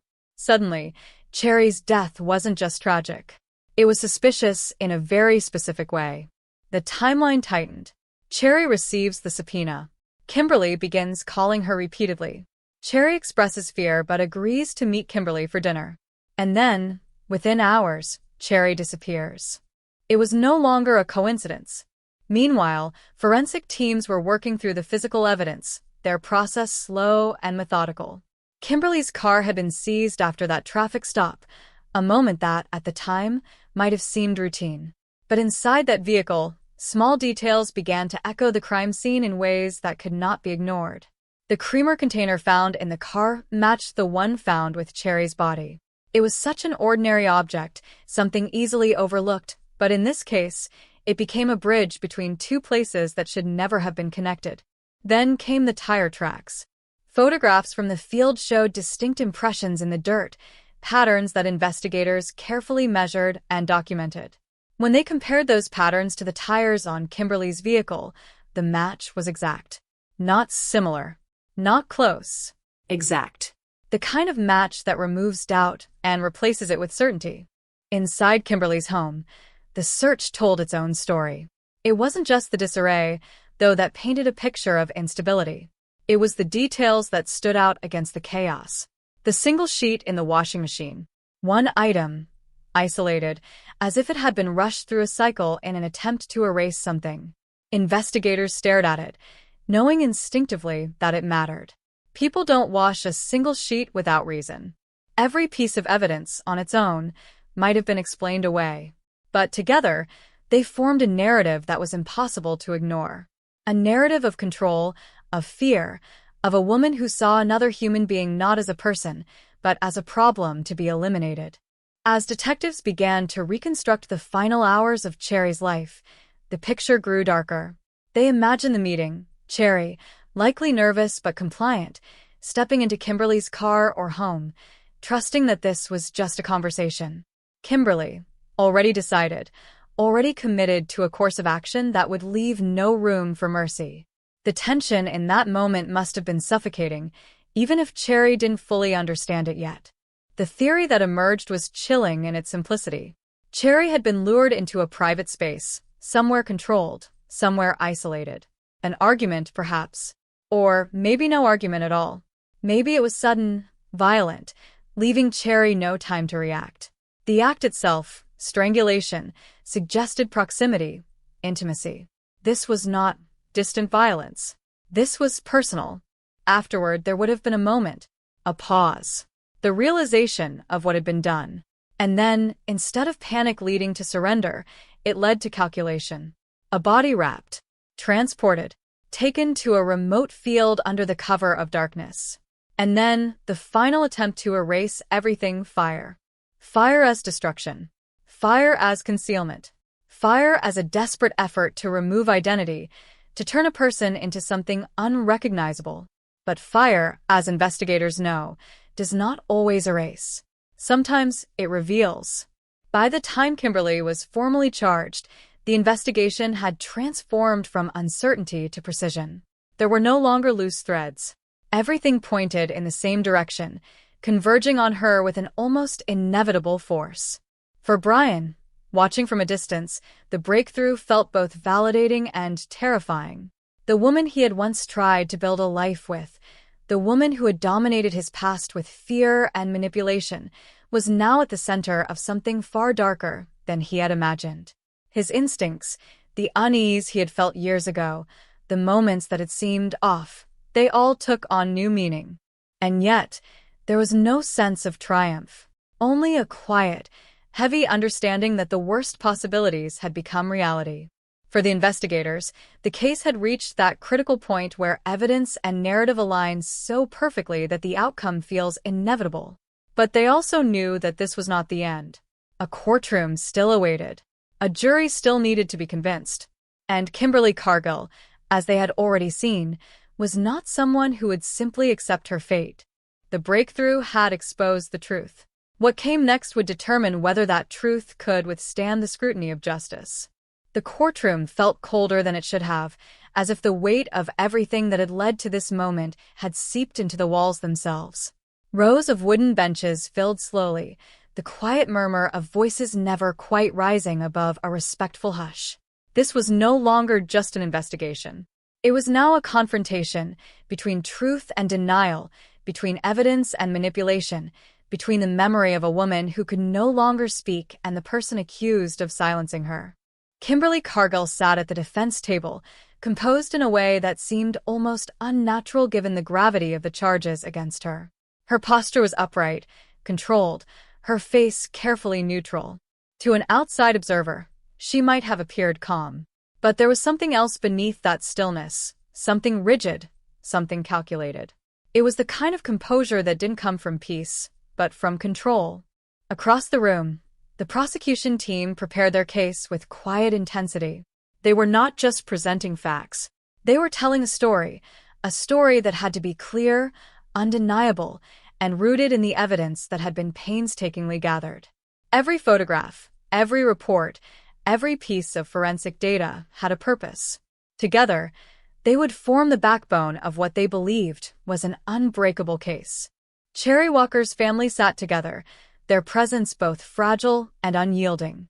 Grief had settled into them in ways that words could not fully describe. There was no dramatic display, no outward collapse.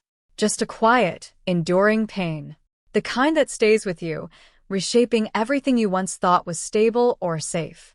They were there not just to witness the process, but to ensure that Cherry's voice, now carried by others, would be heard. When the trial began, the prosecution wasted no time establishing the foundation. They walked the jury through the timeline with careful precision. The subpoena, the phone calls, the meeting that Cherry had agreed to despite her hesitation. Each detail was placed deliberately, building a sequence that led, step by step, to the moment she disappeared. The phone records were among the first pieces of evidence presented. Numbers, timestamps, call durations, on their own, they might have seemed abstract. But when laid out visually, they told a different story. A pattern of relentless contact. Dozens of calls in a short span of time. The kind of persistence that suggested desperation, or perhaps something more calculated. The jury watched closely, some leaning forward, as if trying to absorb every detail. Then came the testimony of Cherry's aide. Her voice carried a quiet steadiness, but there was an undercurrent of sadness that never fully left. She described Cherry as kind, trusting, someone who struggled to say no. She spoke about Kimberly, not with exaggeration, but with clarity. The repeated calls, the pressure, the fear that Cherry had expressed. And finally, the last conversation, the warning she had given Cherry not to meet Kimberly that night. It was a moment that lingered in the room, because everyone knew what had happened next. The forensic evidence followed, each piece reinforcing what had already begun to take shape. The creamer container, seemingly insignificant, now carried weight. The DNA match was presented with clinical precision, leaving little room for doubt. It connected Kimberly directly to the scene in a way that could not easily be explained away. The tire tracks were next. Photographs were shown, comparisons made. The patterns aligned perfectly with Kimberly's vehicle. Not similar. Not approximate. Identical. The prosecution didn't need to dramatize it. The evidence spoke for itself. And then there was the reconstruction of the crime. The prosecutor's voice remained measured as they described what likely happened. Cherry meeting Kimberly, the controlled environment, the sudden violence, the act of strangulation, a method that required proximity, force, intention. This was not an accident. It was not impulsive. It was deliberate. The room seemed to shrink as the details unfolded. Even without graphic language, the reality of it settled heavily over everyone present. When it was time for the defense to respond, the tone shifted. Their strategy was clear. Introduce doubt, offer an alternative narrative, challenge the certainty that the prosecution had built. Kimberly took the stand in her own defense. As she began to speak, her voice was steady, almost rehearsed. She did not deny being with Cherry. Instead, she acknowledged it, framing the meeting as an attempt to talk, to resolve tension surrounding the upcoming custody hearing. According to her, the evening had taken an unexpected turn. Cherry had suffered a medical emergency, a seizure, she claimed, and despite her efforts, she had been unable to save her. There was a pause as the courtroom absorbed the statement. Kimberly continued, describing panic, fear, confusion. She spoke of driving aimlessly, not knowing what to do, and then the decision to dispose of the body, to set it on fire. Not out of malice, she suggested, but out of fear of being blamed. It was a narrative that demanded belief in a very specific sequence of decisions. That a person, faced with the sudden death of someone they knew, would choose concealment over calling for help. That fear would override reason so completely. The prosecution did not need to interrupt. They simply let the weight of that explanation settle. During cross-examination, the cracks began to show. The questions were precise, focused, each one designed to highlight inconsistencies. If it was panic, why the repeated calls beforehand? If it was an accident, why the attempt to destroy the body so thoroughly? If there was nothing to hide, why refuse to speak with investigators initially? Kimberly's composure wavered, just slightly. Not enough to collapse, but enough to reveal strain. Her answers became shorter, more controlled, as if each word had to be carefully measured. Brian Cargill's testimony added another layer, one that extended beyond the immediate crime. He spoke about Kimberly's past behavior, her volatility, her patterns of control and aggression. He did not dramatize. He did not embellish. He simply described what he had experienced. The manipulation, the anger, the unpredictability. For the jury, it provided context. Not proof of guilt in itself, but a framework through which the other evidence could be understood. As the trial moved toward its conclusion, the atmosphere in the courtroom grew heavier. Both sides had presented their cases. The evidence had been laid out. The narratives had been told. In closing arguments, the prosecution returned to the central question: what made sense? They didn't rely on emotion alone.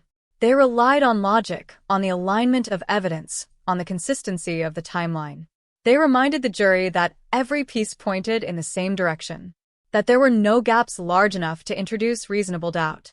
The defense, in turn, urged the jury to consider the possibility, however small, that things had not happened as the prosecution claimed, that panic could lead to irrational decisions, that absence of direct witnesses left room for uncertainty. And then it was over. The jury withdrew to deliberate. Time stretched in that quiet, suspended way it often does in moments like these. Minutes felt longer. Conversations were muted. No one knew how long it would take, but everyone understood the weight of the decision being made behind closed doors. When the jury returned, the room fell completely still. The foreperson stood, holding the verdict. The words, when they came, were clear, unmistakable. Guilty. There was no dramatic outburst. No sudden movement, just a shift, subtle but profound, as the reality of the decision settled over everyone present. For Cherry's family, it was not closure. Nothing could truly provide that. But it was something, an acknowledgement, a recognition that what had been taken from them mattered, that it would not be dismissed or forgotten. For Kimberly, the composure remained, but it felt different now, less controlled, more hollow. The sentencing phase followed, carrying its own gravity. The nature of the crime, the calculated actions, the attempt to destroy evidence, all of it weighed heavily in determining the outcome. When the sentence was delivered, it reflected the severity of what had been done. The system had reached its conclusion. The process, long and exhaustive, had led to this moment. And yet, as people began to leave the courtroom, there was no sense of triumph. Justice in cases like this does not feel like victory. It feels like necessity, like something that had to happen, even if it could never undo what had already been done. Cherry Walker's life had been reduced, in many ways, to evidence, testimony, and legal arguments. But beyond all of that, she remained what she had always been, a person who deserved safety, dignity, and time she was never given. And in that quiet, heavy space left behind by the verdict, that truth lingered the longest. In the weeks after the trial ended, life did not suddenly return to normal. There was no clean line separating what had happened from what came next. Instead, everything felt quieter, heavier, as if the world itself had slowed down just enough for people to notice what had been broken and what could never be fully repaired.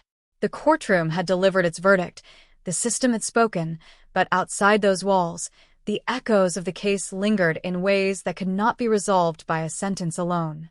For those who had known Cherry Walker, the absence was not abstract. It was immediate, constant, and deeply personal. Her apartment, once filled with small routines and simple comforts, became a place defined by what was no longer there. The silence inside it carried weight. Objects remained where they had been left, as if waiting for someone who would never return. A chair slightly pulled back from a table, a cup in the sink, a blanket folded in a way that suggested habit rather than intention. These were the quiet details that spoke louder than anything said in court. Her parents carried their grief differently, but it was no less profound. There is something uniquely devastating about losing a child, no matter their age. But in Cherry's case, it was compounded by the knowledge of how vulnerable she had been, how easily she had trusted, and how that trust had been exploited. They replayed memories not just of who she was, but of the small things, the way she smiled, the way she spoke, the way she reached out to others with a kind of openness that now felt painfully exposed. Those memories became both comfort and burden, reminders of a life that had been full in its own quiet way and cut short with unimaginable cruelty. For Brian Cargill, the aftermath unfolded in layers. The immediate fear that had once dictated his actions, the sense that danger could arrive at any moment, began to fade, but it did not disappear entirely. Fear like that does not vanish overnight. It lingers, reshaping how a person moves through the world, how they think, how they trust. Even after the conviction, there were moments when he would catch himself listening too closely to a noise, watching too carefully for something that wasn't there. It was not paranoia. It was memory. But alongside that lingering tension, there was something else beginning to take root. Stability. The kind he had spent much of his life searching for. The kind that had once seemed so fragile and easily taken away. It did not arrive dramatically. It built slowly, through routines, through relationships that did not carry the same volatility, through days that passed without incident. For the first time in a long time, calm did not feel temporary. His son, Jamie, carried his own version of the past. Childhood, for him, had not been a safe or predictable space. It had been shaped by conflict, by fear, by moments that no child should have to process. But children have a remarkable ability to adapt, to rebuild, to find footing even after instability. As he grew older, that resilience began to show. The distance from those earlier years allowed him to see them differently, not as something that defined him, but as something he had survived. Their relationship, father and son, deepened in ways that were not always easy to articulate. It was not built on grand gestures or dramatic conversations, but on consistency. Being there, showing up, listening. It was in the small, repeated actions that trust was rebuilt, that a sense of safety was restored. Over time, those actions became something solid, something reliable, something that could not be easily shaken. Beyond the individuals directly affected, the case left its mark in broader, quieter ways. It became a point of reflection for those who followed it, a story that raised uncomfortable questions about how easily manipulation can take root, how warning signs can be overlooked or minimized, how systems designed to protect can sometimes fail to act quickly enough. It was not a story with simple answers, and perhaps that was part of why it stayed with people. There is a tendency, when looking back at cases like this, to search for a single moment where everything could have been different. A point where someone could have intervened, where a decision could have altered the outcome. But reality is rarely that clean. What happened to Cherry Walker was not the result of one moment. It was the result of a series of choices, patterns, and circumstances that built over time until they converged in the worst possible way. Kimberly Cargill, now removed from the world she once moved through with such force, became something else entirely in the aftermath. No longer a presence that could directly affect those around her, she became a symbol of something more abstract and unsettling. The idea that someone can present one version of themselves to the world while concealing something far darker beneath.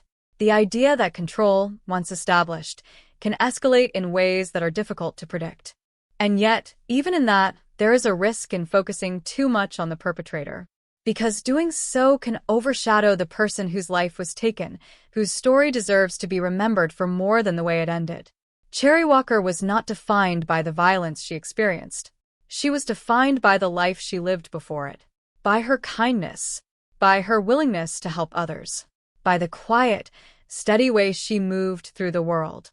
In the end, the case leaves behind something that is not easily resolved. A mixture of grief and understanding, of anger and reflection. It reminds us that justice, while necessary, is not the same as healing.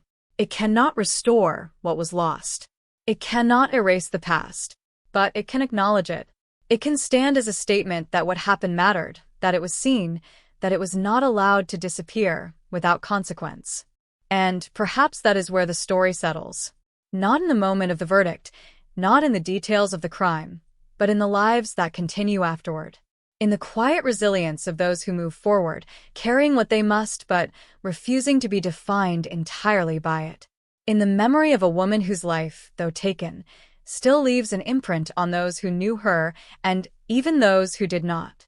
Because in stories like this, the ending is never truly an ending. It is a continuation, shaped by memory, by loss, and by the choices people make in the aftermath. And somewhere in that continuation, there is a kind of meaning, not one that explains what happened, but one that ensures it is not forgotten. Time has a way of softening edges, but it never truly erases what was carved too deeply into memory. Years after the trial, the case no longer dominated headlines, no longer occupied the front pages or led nightly broadcasts, yet it continued to exist in quieter spaces, in conversations, in reflections, in the lingering awareness that something profoundly unsettling had once unfolded beneath the surface of ordinary life. For Brian, the passage of time brought a different kind of clarity. Distance allowed him to look back not just at the events themselves, but at the path that had led him there. He began to recognize the early signs he had once questioned, the moments that had seemed strange, but not yet dangerous, the subtle shifts in behavior that, in hindsight, formed a pattern too consistent to ignore. It wasn't about blaming himself. It was about understanding how easily instability can disguise itself as intensity, how manipulation can masquerade as connection. There were memories he could revisit without difficulty, moments of calm, of hope, of believing that things might work out. And then there were others that remained sharp, almost unchanged by time. The look in Kimberly's eyes when she lost control. The sound of something heavy striking a wall.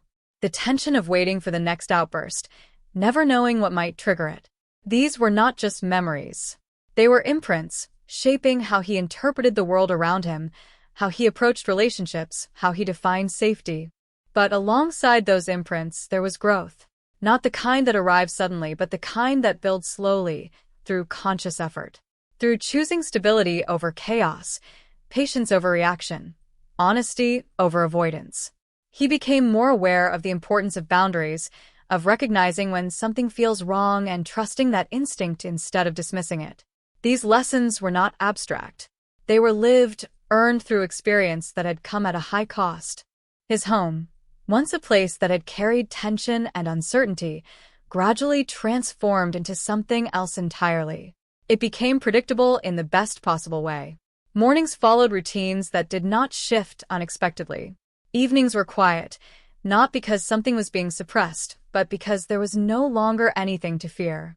The absence of chaos, something that might seem ordinary to others, became something deeply meaningful. Jamie, now older, carried his own understanding of what had happened. As a child, he had experienced events without the framework to fully process them. Fear had been immediate, physical, instinctive. As he grew, that fear evolved into comprehension. He began to see the patterns, to understand the dynamics that had shaped his early years. It was not an easy realization, but it was an important one. What defined him, however, was not what he had endured, but how he moved forward. He found direction, purpose, something that belonged entirely to him. Building a life that was his own, separate from the past, required effort, but it was also a form of quiet defiance. A refusal to let those earlier experiences dictate who he would become. In that, there was strength, not loud or dramatic, but steady and real. For those who had followed the case from the outside, its legacy lingered in more subtle ways. It became a point of reference, a reminder that danger does not always announce itself clearly, that it can exist within relationships, within familiar environments, within people who, at first glance, appear entirely ordinary. It challenged assumptions about what violence looks like, about who is capable of it, about how it develops over time. There is a tendency to categorize cases like this, to place them into defined spaces where they feel contained, separate from everyday life. But the truth is less comfortable. What happened here did not occur in isolation from the world. It unfolded within it, intersecting with systems meant to protect, with relationships built on trust, with routines that felt safe until they were not. Cherry Walker's name, though no longer spoken as frequently, remained part of that legacy. Not as a symbol of tragedy alone, but as a reminder of vulnerability, of kindness that was taken advantage of a life that deserved far more than the ending it received. Remembering her meant acknowledging not just what was done to her, but who she had been before that moment. It meant resisting the reduction of her story to a single event. In the broader sense, the case also became a lesson in how systems respond to warning signs. Questions emerged about intervention, about how repeated patterns of behavior are recognized and addressed, about where lines should be drawn, and how early action might prevent escalation. These were not easy questions, and they did not come with simple answers, but they were necessary. For Brian, those larger questions were less abstract. They were personal. He had lived within those patterns, had navigated the uncertainty, had made decisions with incomplete information. Looking back, there was an awareness of how difficult it can be to act decisively when the situation is not yet fully clear, when doubt and hope exist side by side. That understanding did not excuse what had happened, but it provided context for how situations like this can unfold. As the years continued to pass, the intensity of the past softened, but it never disappeared. Certain dates carried weight. Certain memories resurfaced unexpectedly, but they no longer dominated. They existed alongside new experiences, new memories, new moments that gradually filled the space that had once been defined by fear. Life, in its quiet persistence, moved forward.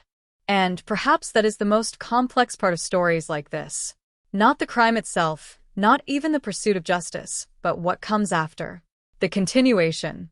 The process of rebuilding, of redefining, of finding a way to exist in a world that has already shown its capacity for both cruelty and resilience. There is no single lesson that can fully capture the meaning of what happened. No simple conclusion that can tie everything together neatly. Instead, there is a collection of truths, each one shaped by perspective. That warning signs matter. That trust should not come at the expense of safety. That kindness, while valuable, can be exploited if not protected. That healing is possible, but it is rarely straightforward. And above all, that the impact of a single act can ripple outward, touching lives in ways that extend far beyond the moment itself. In the end, what remains is not just the memory of what was lost, but the recognition of what continues. The lives that move forward, the lessons that endure, the quiet determination to build something stable, something safe, something better, even in the shadow of what once was. Because even in the darkest stories, there is always something that persists. Not untouched, not unchanged, but still standing. Long after the case faded from public attention, it continued to live on in quieter, more intimate ways, shaping the inner worlds of those who had been closest to it. Not as a constant storm, but as something more subtle, like a shadow that shifts depending on the light. Some days it was barely noticeable, tucked behind routine and normalcy. Other days, it returned with unexpected clarity, triggered by something small, a memory, a tone of voice, a moment that felt just slightly too familiar. For Brian, the process of truly understanding what he had lived through did not happen all at once. It unfolded gradually, almost reluctantly, as if his mind needed time to revisit certain memories from a safer distance. In the years immediately following the trial, survival had been the focus, creating stability, protecting his son, rebuilding a life that felt grounded. Reflection came later, when the urgency had passed and there was space to look inward. He began to see patterns not just in Kimberly's behavior, but in his own responses. The way he had rationalized certain actions, the way he had minimized red flags, the way he had held on to the hope that things would improve even when evidence suggested otherwise. It wasn't weakness. It was something more human than that. A desire to believe in connection, to preserve something that felt meaningful, even when it came at a cost. There is a particular kind of confusion that exists in relationships where intensity and instability are intertwined. Moments of affection can feel amplified, almost intoxicating, especially when they follow conflict. The contrast creates a cycle that is difficult to break because the relief feels like resolution, even when nothing has truly changed. Looking back, Brian could see how that cycle had kept him anchored longer than he might have otherwise stayed. Understanding that dynamic did not erase the past, but it gave him a language for it. It allowed him to separate intention from impact, to recognize that caring about someone does not justify enduring harm, that commitment should not require the abandonment of one's own safety or well-being. These realizations were not immediate. They were built over time, through reflection, through conversations, through the slow process of redefining what a healthy relationship looks like. For Jamie, the journey was different, shaped by the fact that much of his early experience had been filtered through the perspective of a child. Memory for children is not always linear. It exists in fragments, images, sensations, moments that stand out without always being fully understood. As he grew older, those fragments began to connect, forming a more complete picture of what had happened. There were questions that emerged, some spoken, some left unasked. Questions about why things had been the way they were, about what could have been different, about how the adults around him had made the choices they did. These questions were not about assigning blame as much as they were about making sense of something that had once felt unpredictable and overwhelming. What grounded him, ultimately, was not the search for perfect answers, but the presence of consistency in the years that followed. Stability became something he could rely on, something that did not shift without warning. It allowed him to build trust, not just in others, but in the world itself. That trust, once fractured, does not return easily. But with time, it can be rebuilt. The relationship between father and son evolved alongside that process. It was shaped by honesty, by the willingness to acknowledge what had happened without letting it define everything that came after. There were moments of difficulty, of course. Conversations that required patience, that required both of them to navigate emotions that were not always easy to express. But there was also a shared understanding, a quiet agreement to move forward together rather than apart. Beyond their personal lives, the story continued to resonate in broader ways, particularly among those who work in fields connected to law, psychology, and social services. It became an example often referenced in discussions about behavioral patterns, about the escalation of control and violence, about the importance of early intervention. Not because it was unique in every aspect, but because it illustrated how multiple factors can converge, how individual behavior interacts with systemic response. One of the more difficult aspects to confront was how easily certain warning signs can be overlooked or dismissed, especially when they do not immediately align with a clear narrative of danger. Aggression can be explained away as stress. Control can be framed as concern. Volatility can be mistaken for passion. These interpretations, while sometimes well-intentioned, can create space for harmful patterns to deepen. The case also highlighted the complexity of accountability. It is one thing to recognize harmful behavior. It is another to act on that recognition, particularly when relationships, emotions, and external pressures are involved. The legal system, while essential, often engages after harm has already occurred. Preventing that harm requires awareness at a much earlier stage, within communities, within relationships, within the way people understand and respond to certain behaviors. Cherry Walker's story, in this context, became a reminder of vulnerability in its most human form. She was not someone who sought conflict or danger. She was someone who trusted, who wanted to help, who believed in doing what was right. That combination, while admirable, also made her susceptible to someone who recognized and exploited those qualities. Remembering her meant holding on to that truth, not just the circumstances of her death, but the nature of her life.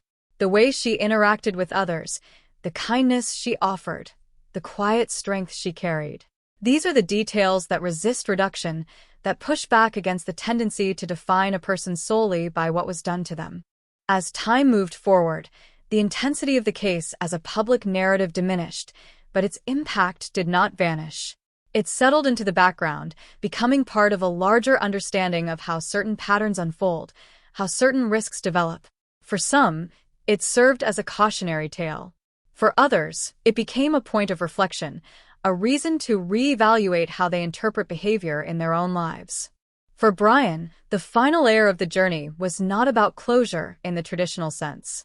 There was no moment where everything felt resolved, where the past was neatly placed behind him. Instead, there was acceptance, an understanding that what had happened would always be part of his story, but not the entirety of it. He could look at his life now and see something different from what had once seemed possible. Stability, growth, a sense of direction that was not dictated by fear or uncertainty. It was not perfect, and it did not need to be. It was real, and it was his. And in that reality, there was something quietly powerful. Not the dramatic triumph often portrayed in stories, but a steady, grounded continuation. A life rebuilt not by forgetting, but by integrating what had been learned, by choosing differently, by moving forward with a deeper awareness of both the risks and the possibilities that exist within human connection. Because in the end, what defines the aftermath of a story like this is not just the harm that was done, but the way people choose to live with the knowledge of it, the way they carry it, the way they grow from it, the way they ensure that, even in the presence of darkness, something constructive can still emerge. And that, perhaps, is the most enduring part of all. The room felt too quiet, the kind of silence that doesn't comfort but presses against your chest, heavy and unmoving, as if something unseen is watching from the corners. It was the kind of quiet Brian had learned to distrust over the years, because with Kimberly, silence never meant peace. It meant something was building, something waiting, something just beneath the surface, ready to break. By the time the trial ended, by the time the verdict was spoken and the sentence delivered, there was a strange stillness that settled over everything. Not relief, not closure, something more complicated than that. Because what had happened was too big, too violent, too deeply rooted in years of manipulation and fear to simply fade away the moment a judge struck a gavel. Brian sat in the courtroom, his hands resting on his knees, staring ahead but not really seeing anything. The words guilty had already been spoken. The jury had made their decision. Kimberly Cargill, the woman who had once stood across from him in a wedding ceremony, who had once held his child, who had once smiled at him with a warmth that now felt like a distant illusion, was now officially what many had already believed she was long before the trial began. Dangerous. Not in a loud, obvious way. Not the kind of danger that announces itself with threats or warnings, but something quieter, more insidious. The kind that slips into a life unnoticed, that wraps itself around routines and emotions, that builds control slowly, piece by piece, until escape feels impossible. He didn't look at her when the verdict was read. He had made that decision long before stepping into the courtroom. There was nothing left to see in her face that he hadn't already witnessed in other forms. The rage, the coldness, the moments when her eyes seemed to flatten, as if whatever empathy once lived there had simply disappeared. Instead, he focused on something else. A photograph he had seen earlier during the trial. Cherry Walker smiling, her head slightly tilted, her eyes bright, her expression open in a way that made it clear she trusted people. Too much, maybe, but that trust had been real. It had been part of who she was. And now she was gone. That thought settled heavily in his chest. Because for all the years he had spent navigating Kimberly's anger, her unpredictability, her manipulation, he had survived. Bruised, shaken, changed but alive. Cherry had not been given that same outcome. The courtroom slowly emptied, voices murmuring, footsteps echoing softly against the polished floor. People spoke in hushed tones, as if raising their voices might somehow disturb the fragile sense of finality that hung in the air. But Brian remained seated for a moment longer, letting the noise fade into the background. It wasn't over. That was the realization that came quietly, almost reluctantly. Because even though Kimberly had been sentenced, even though she would no longer walk freely into another person's life, the impact of everything she had done didn't simply end at that moment. It lived on in memories, in habits, in the way Brian still found himself tensing at sudden sounds, still catching himself anticipating conflict where there was none. Trauma doesn't disappear just because the source is removed. It lingers, reshaping the way a person sees the world. And then there was Jamie, his son. The boy who had grown up in the shadow of chaos, who had learned far too early what fear feels like inside a home that's supposed to be safe. Brian thought about the late-night phone calls, the moments when Jamie's voice had trembled just enough to make everything inside him tighten. He thought about the bruises, the stories, the belt. That memory still made his stomach turn. He had fought for Jamie, fought through courts, through manipulation, through a system that sometimes seemed too slow to recognize what was happening. And eventually he had won. Full custody. Stability. A chance for his son to grow up in an environment that didn't feel like a constant threat. But winning didn't erase what had already happened. Healing, Brian had learned, wasn't a single moment. It was a process. Slow. Uneven. Sometimes frustratingly quiet. Other times overwhelming. But it was happening. He stood up finally, his movements deliberate, as if grounding himself in the present moment. The courtroom was nearly empty now. The echoes of the trial were fading, leaving behind only the weight of what it all meant. Outside, the air felt different. Lighter, maybe. Or maybe it was just the absence of that suffocating tension that had followed him for so many years. The sky stretched wide above him, the sunlight soft but steady, and for a moment, he simply stood there, breathing. It wasn't a dramatic moment. There was no sudden sense of freedom, no overwhelming surge of relief. Just a quiet acknowledgement that something had changed. That a chapter, long, painful, complicated, had finally come to an end. In the weeks and months that followed, life didn't transform overnight.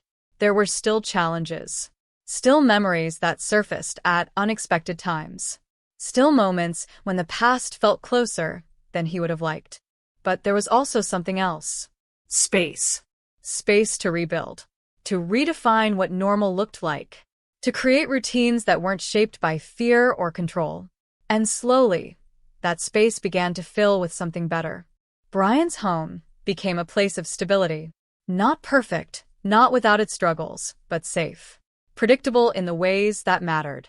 Laughter returned in small, tentative moments at first, then more naturally as time passed.